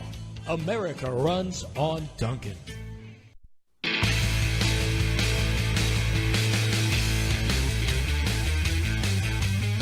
Welcome back. It is Jaguars Happy Hour. It is Monday, and it's preseason week 3. JP Shadrick, Tony Boselli, Pete Prisco, the Jaguars and the Miami Dolphins, Saturday, 7 o'clock, Everbank Stadium. Tickets available. Starters are playing. And it's time now for Keeping It Real, presented by Woodbridge by Robert Mondavi. Open up a winner today. Real Ingredients award-winning wine by Robert Mondavi. And this consists of the defensive line. How concerned are you about the injuries of Fatukasi and Hamilton, and should they bring in additional help? I'll go first. I am very concerned. One, because Devon Hamilton's had a great camp, and he's a very important part. Fatukasi's, a guy you're counting on. I think the interior three need to be really good. Add Roy Robertson Harris to that because they're going to have to push the pocket. They're going to have to stop the run. Winning on first and second down is critical playing defense in this league, trying to create those long yardage situations. And I would have said before this past week when the injuries propped up, they were a strength of the team. Oh, yeah. And now you look at the unknown of Devon Hamilton. We have no idea what the back is. You get into a little bit of a pattern with Fatukasi because let's not forget he had the calf injury last year and missed time and really wasn't himself all year because he couldn't really push off with the calf injury. So both are very concerning to me, JP. Do you bring someone in? I think you got to kick the tires for sure. I would definitely look for somebody. I would look for a big body. And Akeem Hicks, I'd bring him in and look at him. If he's too heavy, send him home. If he's in shape and he's willing to play, sign him to a deal. I just think you got to be prepared as if those two guys aren't going to be there. I mean, they probably will be. You hope they will be. Yeah. But you have to prepare for it. And if they open the season with those two guys not in the lineup against the Colts, who when Jonathan Taylor is back there, and he'll be back there, they want to run the ball. And so you got to have big bodies up there. And right now, I don't think that they could get by with what they have and be comfortable with that. So I would explore a big body. It's a lot of money in those big three guys up front, by the way. Fatukasi in year 2 of a 3-year, $30 million contract. Hamilton, year 1 of a 3-year, $34.5 million contract. Roy Robertson Harris, year 2 of a 3-year, $21 million contract. So they have spent some money there. But if you think about it, though, they're not really high paid in today's NFL. Now, having 3 guys all at that kind of called mid level, yeah, you've definitely invested money in that. I'm not saying you're wrong about your overall investment, but I mean, you think of like the top end guys or the top 5, they're all getting north of 20 a year nowadays. And so I think your point is right about overall investment. Hell, I think Aaron Donald makes more than all of them combined. That's true, but it's a different level, right? I mean, Yeah, but Hamilton Hamilton's tied for 22nd highest paid defensive lineman. That's my point, Pete. They're not high paid guys. No, Fatukasi's 26th. And Robertson Harris, who might be by the way, Roy might be the best of all of them, and he's the least paid. Yeah. He's had a great camp. He has been dominant physically. And he was really good in the beginning of last year, tailed off in the middle and played really well down the stretch. So, You're right. In the grand scheme of things, I mean, if you look at it, Aaron Donald makes $31 million a year. He makes more than all of them put together. It's probably not enough. I mean, you can pay him more, right? But, again, you can go get a big body guy and try and get him. That's what I would do. Tony, there's always those guys hanging around that ready to come in and they can play short spurts. They can't play long periods of time. Oh yeah, sure. I don't disagree with you. I mean, I have no idea what Akeem Hicks is mental, physical. Like, does he want to play? Is he healthy? Is he in shape? I mean, and then I'm sure there's other guys too. I don't think you make that decision, Pete, right now. Let's see where Fatukasi, I think they're confident will be ready. I think the unknown, and it's hard for us to even speculate. We don't know what Devon Hamilton's dealing with outside of a general back. Right. It's non-football related. And I don't know what that means. And I don't think they really know the full extent yet. They're just kind of waiting to see how this thing goes. So it's kind of JP. You got to be snooping around there, kind of getting the inside scoop. Is that what I need to do? Go snoop around? Yeah, I don't think so. Yeah, that wouldn't be good for any of us. I know where I need to be, and it ain't there. Well, because even if we knew JP, we couldn't say anything. That's right. Yeah. I mean, why? What's the point? All right, that's Keeping It Real, presented by Woodbridge by Robert Mondavi. Open up a winner today. Real Ingredients award-winning wine by Robert Mondavi.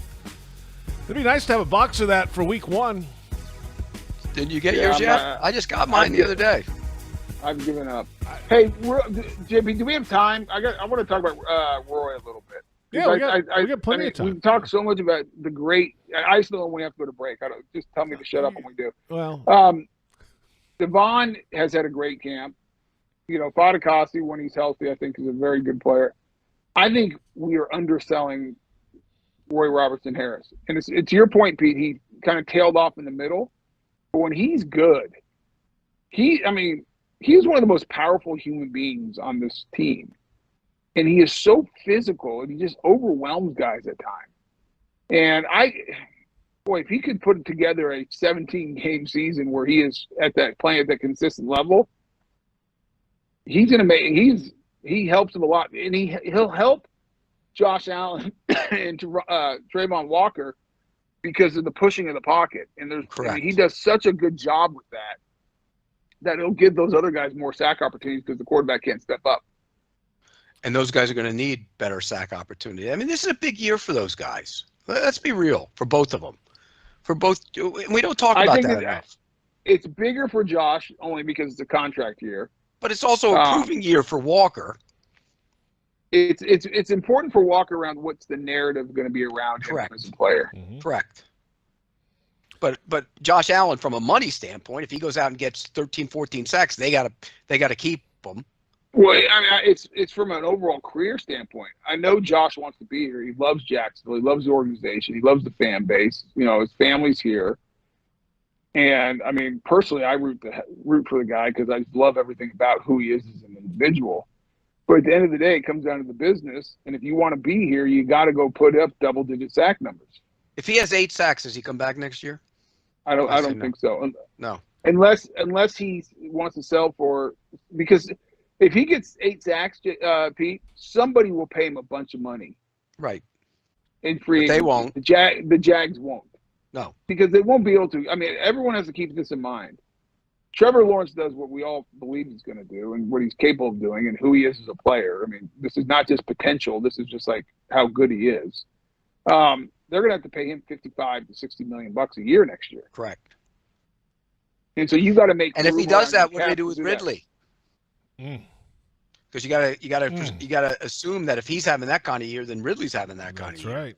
Well, you can pay both of them, Pete, but then you got to make decisions with Kirk and other guys. Oh, I already did that for next year. Because you can make it right if you're paying Lawrence, you can make it where the big money is a few years down the line, right? Yeah, you can. There's all kinds. You can get creative with it. Yeah. If you want to make it work, you can make it work. Yeah. But again, for Josh Allen, if he has 8 sacks.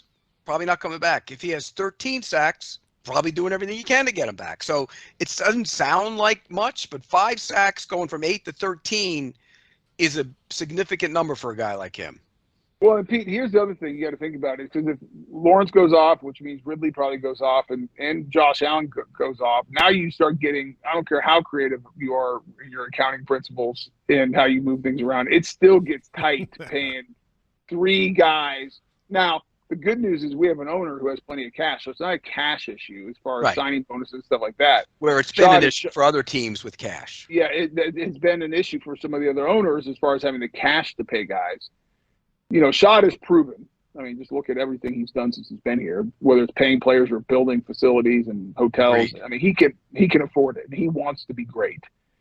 But at some point, the CBA and the cap comes into play, and I'm not an expert like the guys that are in the building that think about this all day long, but can you get 3 franchise players, pass rusher, one of the highest paid positions, receiver has eclipsed a lot of other positions on a roster now as far as being high paid. That wasn't always the case. And your quarterback, who is the guy who gets all the money. Can you go pay those 3 guys in 1 year and make it work with the cap? And what are the casualties that happen? Now, here's the thing. If we are talking about that next year, going in, we're probably talking about it after we were in Vegas for the week at the Super Bowl. Correct. You're talking about a team that went deep at least into the postseason. Or and pushed deep. to the Super Bowl. Yeah. Right. Or you're because if Josh Allen has 13, that means Trayvon Walker's going to have 12 because you already told the world they're going to have 25 together. That adds up. I do believe I think the official statement was 23 to 25. Oh, you amended it from what I heard. No, I did not. It was on the same show. It's not my fault that 1010 and Frangie and Prosser and Hicken and all the other guys over there edit me and don't tell the truth. There might be a lawsuit coming. Fake if I don't news? Get Is that what you're saying? You're going to sue 1010. You're suing him now. That's great. Okay, Tony, so we'll give you a chance to amend it. Why don't you call him out on their air right now, Tony? That's great. I might just sue Frangie so we make the booth more interesting during the regular season. You got a lawsuit going for the whole season between you and Frangie. Okay, amend it then. How many are they going to have? 23 and 25. I'm not going to change it. That's what I said. Ah, that's a big number, Tony. Has Jacksonville ever had two guys that combined for 23 sacks in a season? Yeah. The year Calais had 16 or whatever he had. And Ngakoue had 9 or 10. Yep. Yeah. Yep. Have they ever had two edge players that combined for 23 to 25? The answer is no. No. You're really, really optimistic about those two. I'll be honest, Pete. There's a part of me that wants it to happen, so I'm being influenced and I have a biases towards rooting for them and wanting to believe I'm right. But I agree with you. It's gonna. If someone, I would not be surprised if everyone in the country betted on the under of the number I gave. And it would be hard to argue because I don't have a lot of empirical proof, especially after camp in the early preseason, that says that's going to happen. Are you worried about too? Rushing the pass? Yeah. Right now, after camp, you are?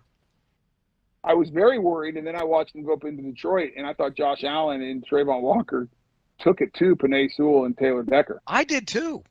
I was like, after what I saw Walker Little and Anton Harrison do to our rushers, I'm like, Penei Sewell and Taylor Decker are going to just eat us up. And I thought Trayvon and Josh really won the day. Dominating might be a little bit of a stretch, but they had their way and got pressure, and they won in the one-on-one drills. They had really good pressure on Goff. They squeezed the pocket. They would have got a couple sacks. And Penei Sewell's a big-time tackle too. He's a good player. Decker's he's a pretty good player, cagey veteran. Yeah, that's a good sign. That's a really good sign. And by the way, this week, the Miami won't have Armstead, and the right tackle, your former USC guy, has had some moments of real problems. He was better the other day, though. And I think that could be an opportunity for them to show some pressure and get after the quarterback a little bit. All right, guys, let's come back in a moment. Fanatics fan questions, plenty submitted on X today. It's Jaguars Happy Hour, presented by Mr. Chubby's Wings.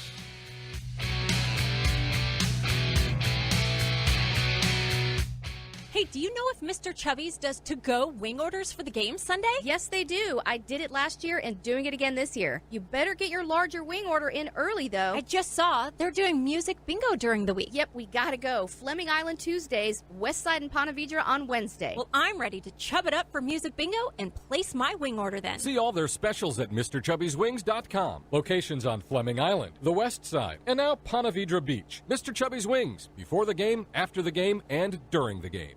Since 2014, there's been only one official home builder of the Jaguars, Dreamfinders Homes. With quality-built homes and a speedy move-in process, we're in 20-plus communities in the best locations across Northeast Florida. Dreamfinders Homes is everywhere you want to live. So get off the sidelines, Jags fans, and get into the game. Let Dreamfinders help you navigate your home purchase and offer great interest rates. Visit DreamfindersHomes.com for all your move-in ready homes and step up your game. Frank Frangie here. When you want barbecue in Jacksonville, you want Bono's Pit Barbecue. You can find Bono's locations all around town and on game day at Everbank Stadium, because Bono's is the official barbecue of the Jacksonville Jaguars. Over 70 years of authentic Southern Pit Barbecue. We are the local barbecue joint in BBQval for generations of people in Jacksonville. Go to bonosbarbecue.com to learn more or call 904-880-8310 today. And remember, if you don't see a pit, it ain't legit. Flight by Yingling is the next generation of light beer. For those who don't follow trends, but craft them. Flight by Yingling is 12 ounces of uncompromised refreshment from America's oldest brewery. With only 2.6 grams of carbs and 95 calories, this is premium refreshment 6 generations in the making. Don't just raise a glass, raise the bar. Flight by Yingling. Available wherever beer is sold. DG Yingling and Son Incorporated. Pottsville, Pennsylvania. Please enjoy responsibly. Hey, Jags fans, stop dreaming of creating your game day fan cave and build the Jaguars den of your dreams with ZipChair. When it comes to maximum comfort, ZipChair.com is the only place for officially licensed Jaguars recliners, sofas, bar stools, office and gaming chairs, all featuring high-quality embroidered Jags logos.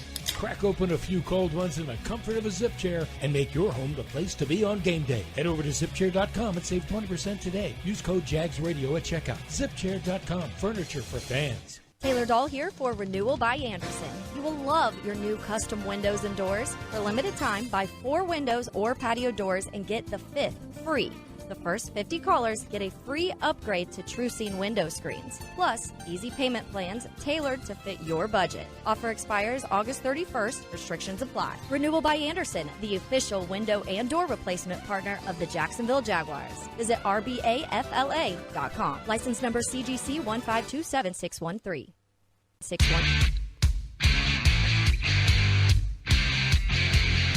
I thought Walker did a nice job at left guard. He looked comfortable in there. You know, he's a big body. He moved well. We wanted to see him, so we set up a couple runs where he could pull just a little bit, and so we wanted to see that and you know, loved his physicality in there.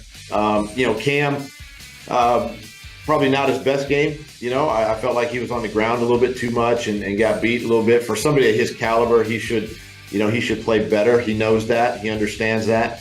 The guys come in today and get a chance to watch the tape with the coaches and make those corrections. But it was good to see both of those guys together, though, and see the communication, the dialogue that those two had during the game. And you know, hopefully that sets us up for things to come here in the near future.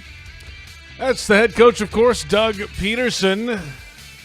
He spoke with the media this morning on Zoom. Welcome back. It's Jaguars Happy Hour, presented by Mr. Chubby's Wings. JP Shadrick with Pete Prisco and Tony Boselli. And it's time now for the Fanatics fan questions. Jaguars fans, gear up at Fanatics.com with all latest Jag styles. Shop now and get today's special offer. Fanatics.com, officially licensed everything. We put out the cat signal earlier today. Here are the best posts on X that we've come up with. Question 1, at TrillWill92. Gregory Jr. deserves to get some run with the ones at nickel cornerback. Agree?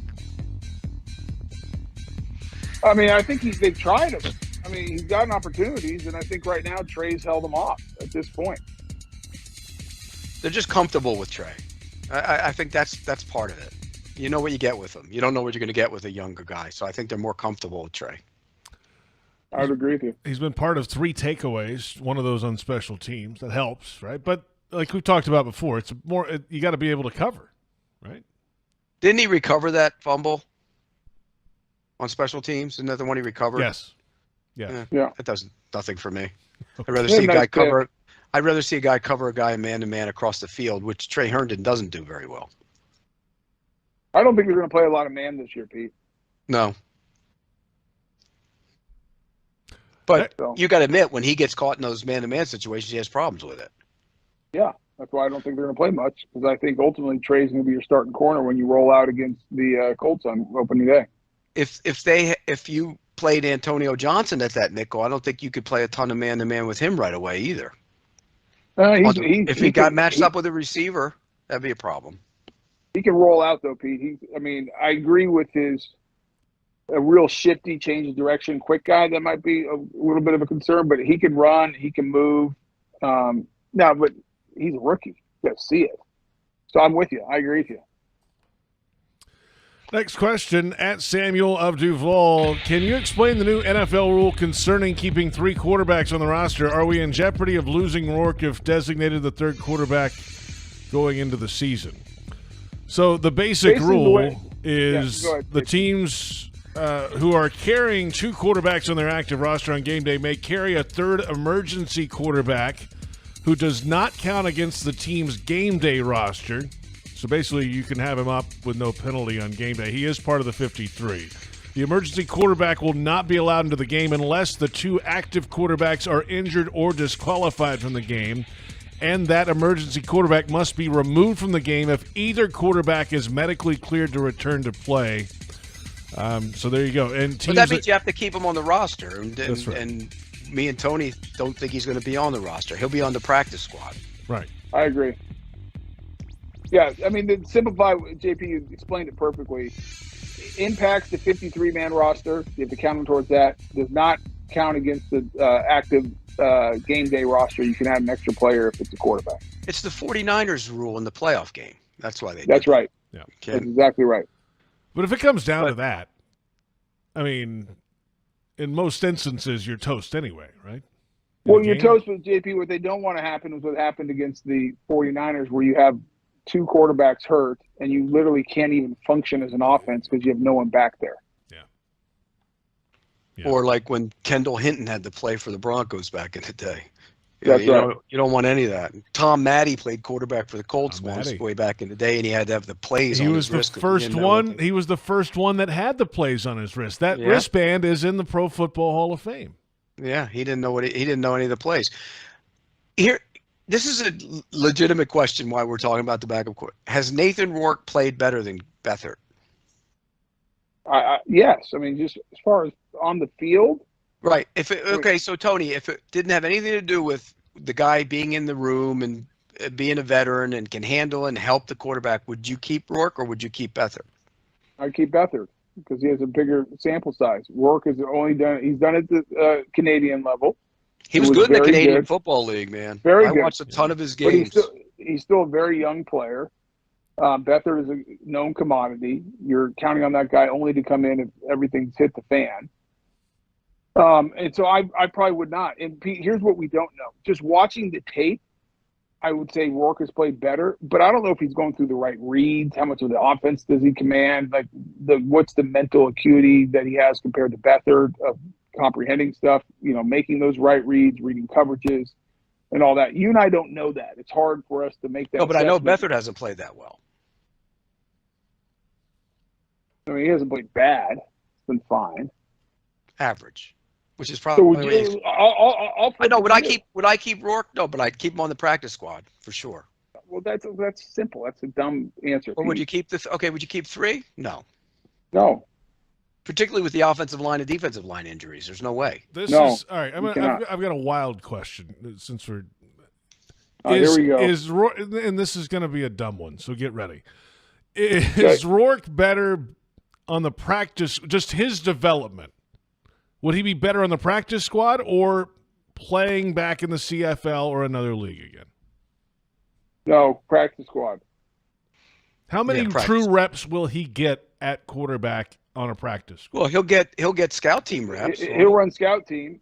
Get on a franchise, get in a system. Get in the pipeline, and maybe you move Get in the up. pipeline, and he has to have a long view because if he makes practice squad, does a good job this year, going into next year, then it's a real competition for the backup.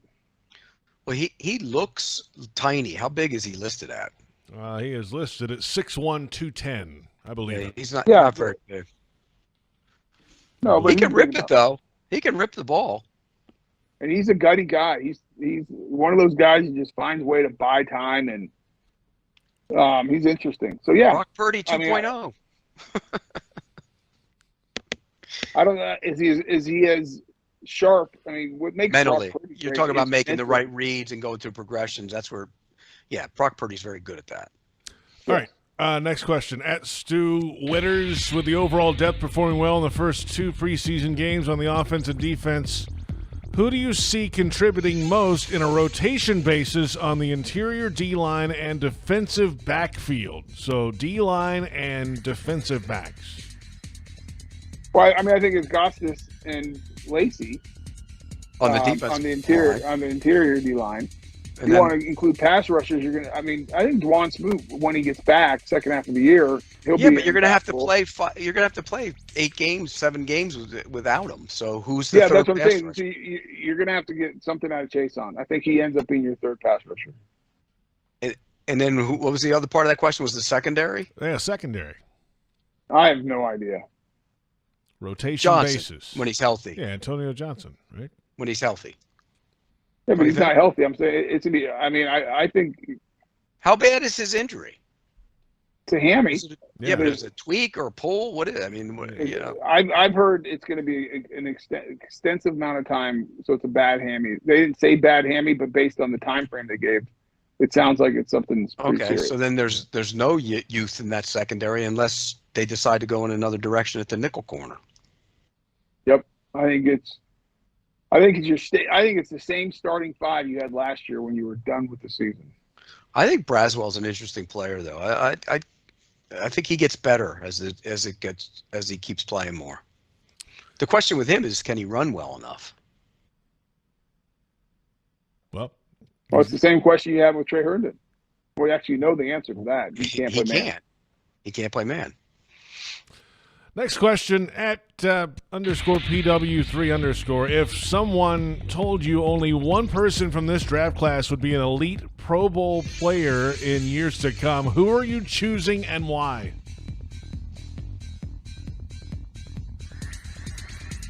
Crickets? Anton Harrison. Oh, Harrison. I think that's easy. Tony? Yeah, it's a no-brainer. I was going down the roster, but I think Anton Harrison will be a Pro Bowler. Okay, while we're talking about the rookie class, because we haven't got there real quick, Tank Bigsby's a good player. Yes. He needs to quit bouncing everything, though, and just run sometimes. And that was a criticism of it all. That was a criticism of him at Auburn, too. He's a physical runner. Just go. Pete, I think he'll learn the hard. Right now he's getting outside. It's working, and so but now when you get into the regular season, when you're playing top line guys with more speed on the field, I think that'll be more difficult for him to do, and I think he'll learn. But didn't you watched the tape of the game, I'm sure, and you saw the game. There were moments where he had a running lane right in front of him, and he decided to bounce. Now you're right, he got outside and made a couple plays, but then on one of those bounces out, he got tackled for no gain. And I think he's just got to go because he's a physical runner. Just put your head down and go. Go between the tackles. And that's what they like about him. It's a one cut downhill. I think you'll see a lot of inside zone with him. So yeah, he's gonna have to learn to trust it inside because he definitely has the ability. He's a good runner. Yeah, he's a good runner. Yeah. One more question. Final one. At Duistan4211, what's holding the Jags front office back from going all in and trading for an elite edge rusher such as Khalil Mack or Chandler Jones, a guy that would instantly make us better and potentially move Trayvon Walker to defensive tackle? Well, first off, Chandler Jones isn't an elite pass rusher. He's a good player. He didn't play that well last year. He's hurt. And then Khalil Mack, the Chargers think they're good. Why are they going to get rid of Khalil Mack? And you're not going to do it to your cap. You're not going to do it. Because here's what, everyone needs to realize this. They believe Trayvon Walker is an outside rusher. Yes, they do. They don't believe that he's a defensive tackle. And so until that changes, why would they go trade for a player to take time away from Trayvon Walker? And not only that, if you did, let's just say for the sake of the argument, they did go get Khalil Mack. Where's Trayvon Walker play? They kick him inside. They have to. Right? He has to kick inside. That's a fun thing to talk about on radio, but it's not going to happen. And everybody in Jacksonville was all upset when they didn't get Justin Houston. They didn't get who's the other one they did? Oh, Clowney. I mean, Clowney and his 2 sacks. He's not an elite edge rusher.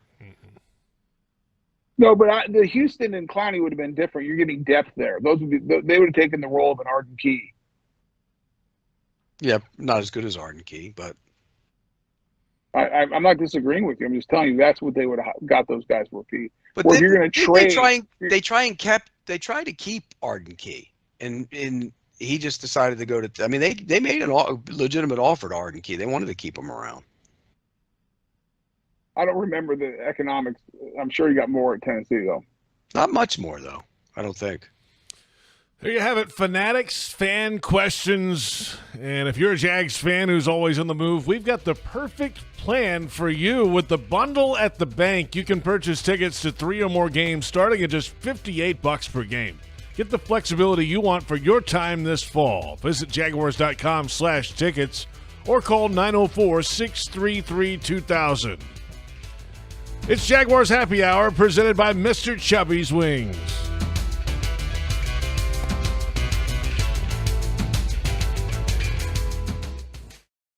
Hey, I've got that craving again. How about some Mr. Chubby's wings? Have you had the Chubby style wings? Grilled to perfection with Chubby's secret seasoning. You know I have. They are so delicious. I swear you can't find anywhere in town with better wings and better prices on drinks. So many different specials each night, too. Well, I'm ready to chub it up again. Me too. See all their specials at MrChubby'sWings.com. Locations on Fleming Island, the West Side, and now Ponte Vedra Beach. Mr. Chubby's Wings. Before the game, after the game, and during the game. Jaguars fans are gearing up and saving big at Fanatics.com. The world's largest collection of officially licensed fan gear from all the leagues, teams, and Jaguars players you love. Shop the most trusted brands, exclusive designs by Fanatics, and autographed collectibles from today's biggest stars. Join Fanatics Rewards today and earn fan cash on every purchase. Shop now and get today's special offer. Fanatics.com. Officially licensed everything.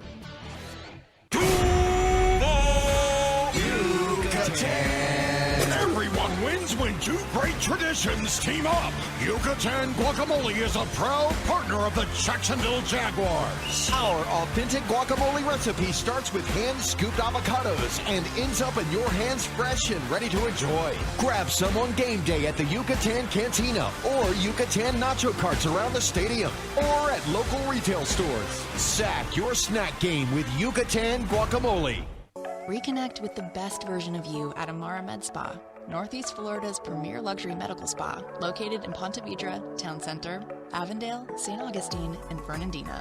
With the most advanced injectors, estheticians, and technology, Amara Med Spa is redefining beauty, offering services such as Botox and filler, M-Sculpt Neo, painless laser hair removal, and advanced skincare treatments.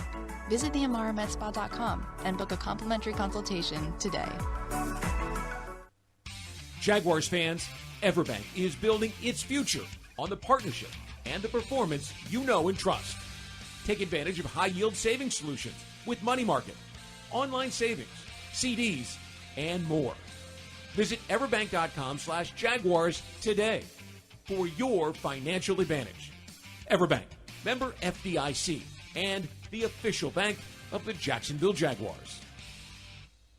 When it comes to water, choose our team, the winning team. Choose CGC Water Treatment. CGC Water Treatment works, and it works for DG too, former Jags QB, David Garrard. If you're not filtering your water, you are the filter. Don't be the filter. Discover the Kinetico difference. Call CGC Water Treatment at 844-CGC-JAGS or visit cgcwater.com. CGC Water Treatment are proud partners of the Jacksonville Jaguars and your local independent Kinetico dealers.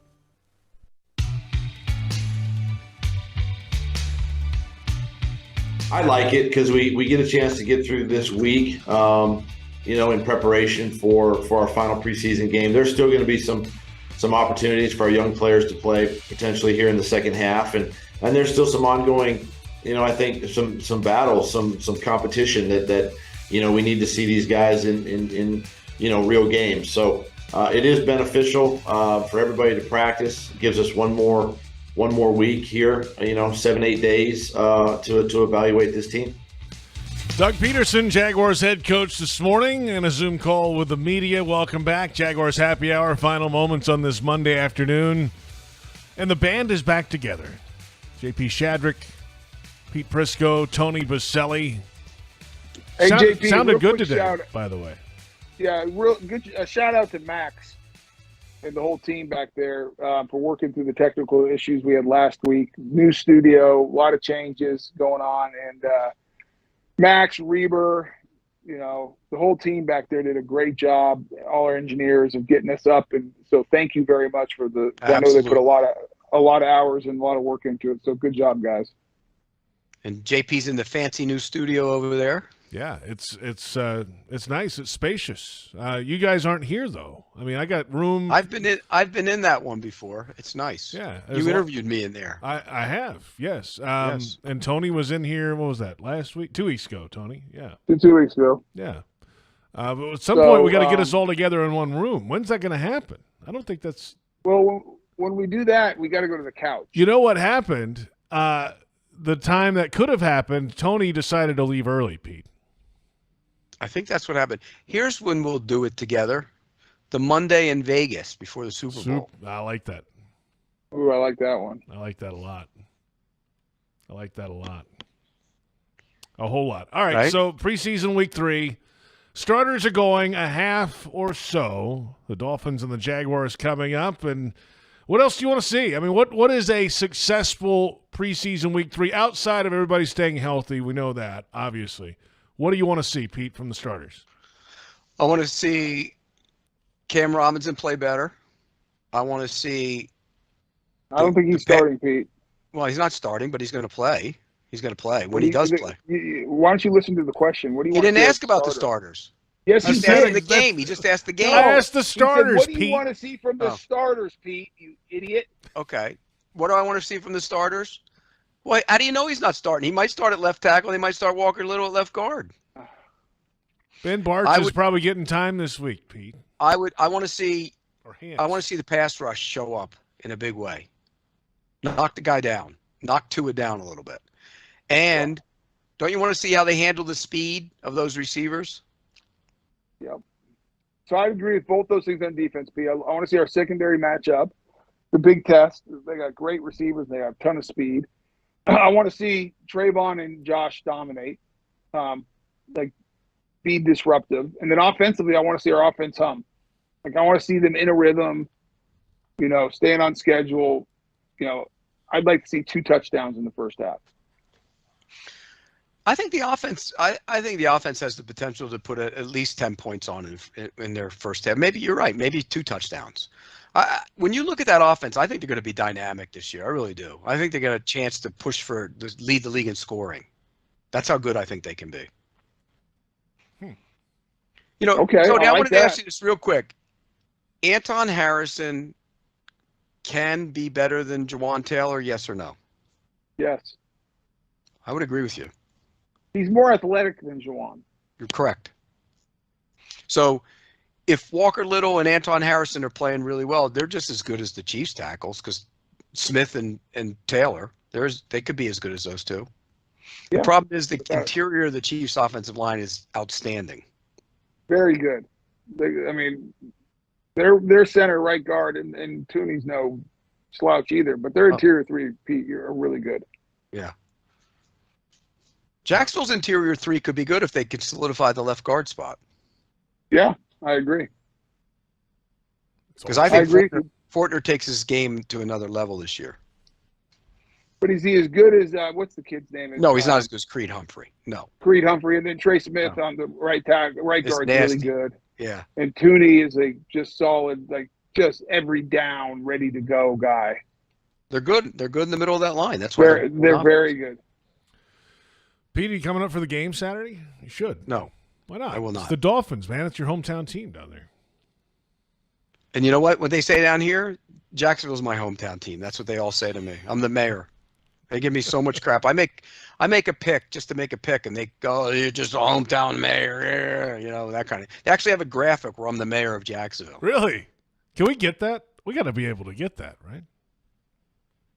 So, Pete, now you know how I feel about the years of doing the show with you. Of you basically questioning every pick I make because I'm a Jaguar homer. So you never believed yours, though. That's the difference. I believe mine. I believe mine. I believe all mine. What year were they 4 wins and Tony said they were going to win 11 games or something? I just missed. It's not that I didn't believe it. I missed. You didn't believe it because we talked off air. You didn't believe it. You were just. That's not true. You were a pom-pom. I will say this. Every lock I make, I believe. You haven't made any locks this year. Yeah, we only have one on the books, and it's from Pete. I'm waiting. I'll wait till opening day. I made my lock. I'll have a lock opening day. I might bring an early double lock out. Wow. That's a deep tease. We're a long way away from week 1. That's Tony Boselli. No, it's only 3 weeks away. The clock's ticking. That's Pete Prisco. Thanks to our entire crew, of course. I'm JP Shadrick. Thank you for listening on 1010XL AM. Thank you for watching on Jaguars.com and Jaguars YouTube. It is Jaguars Happy Hour.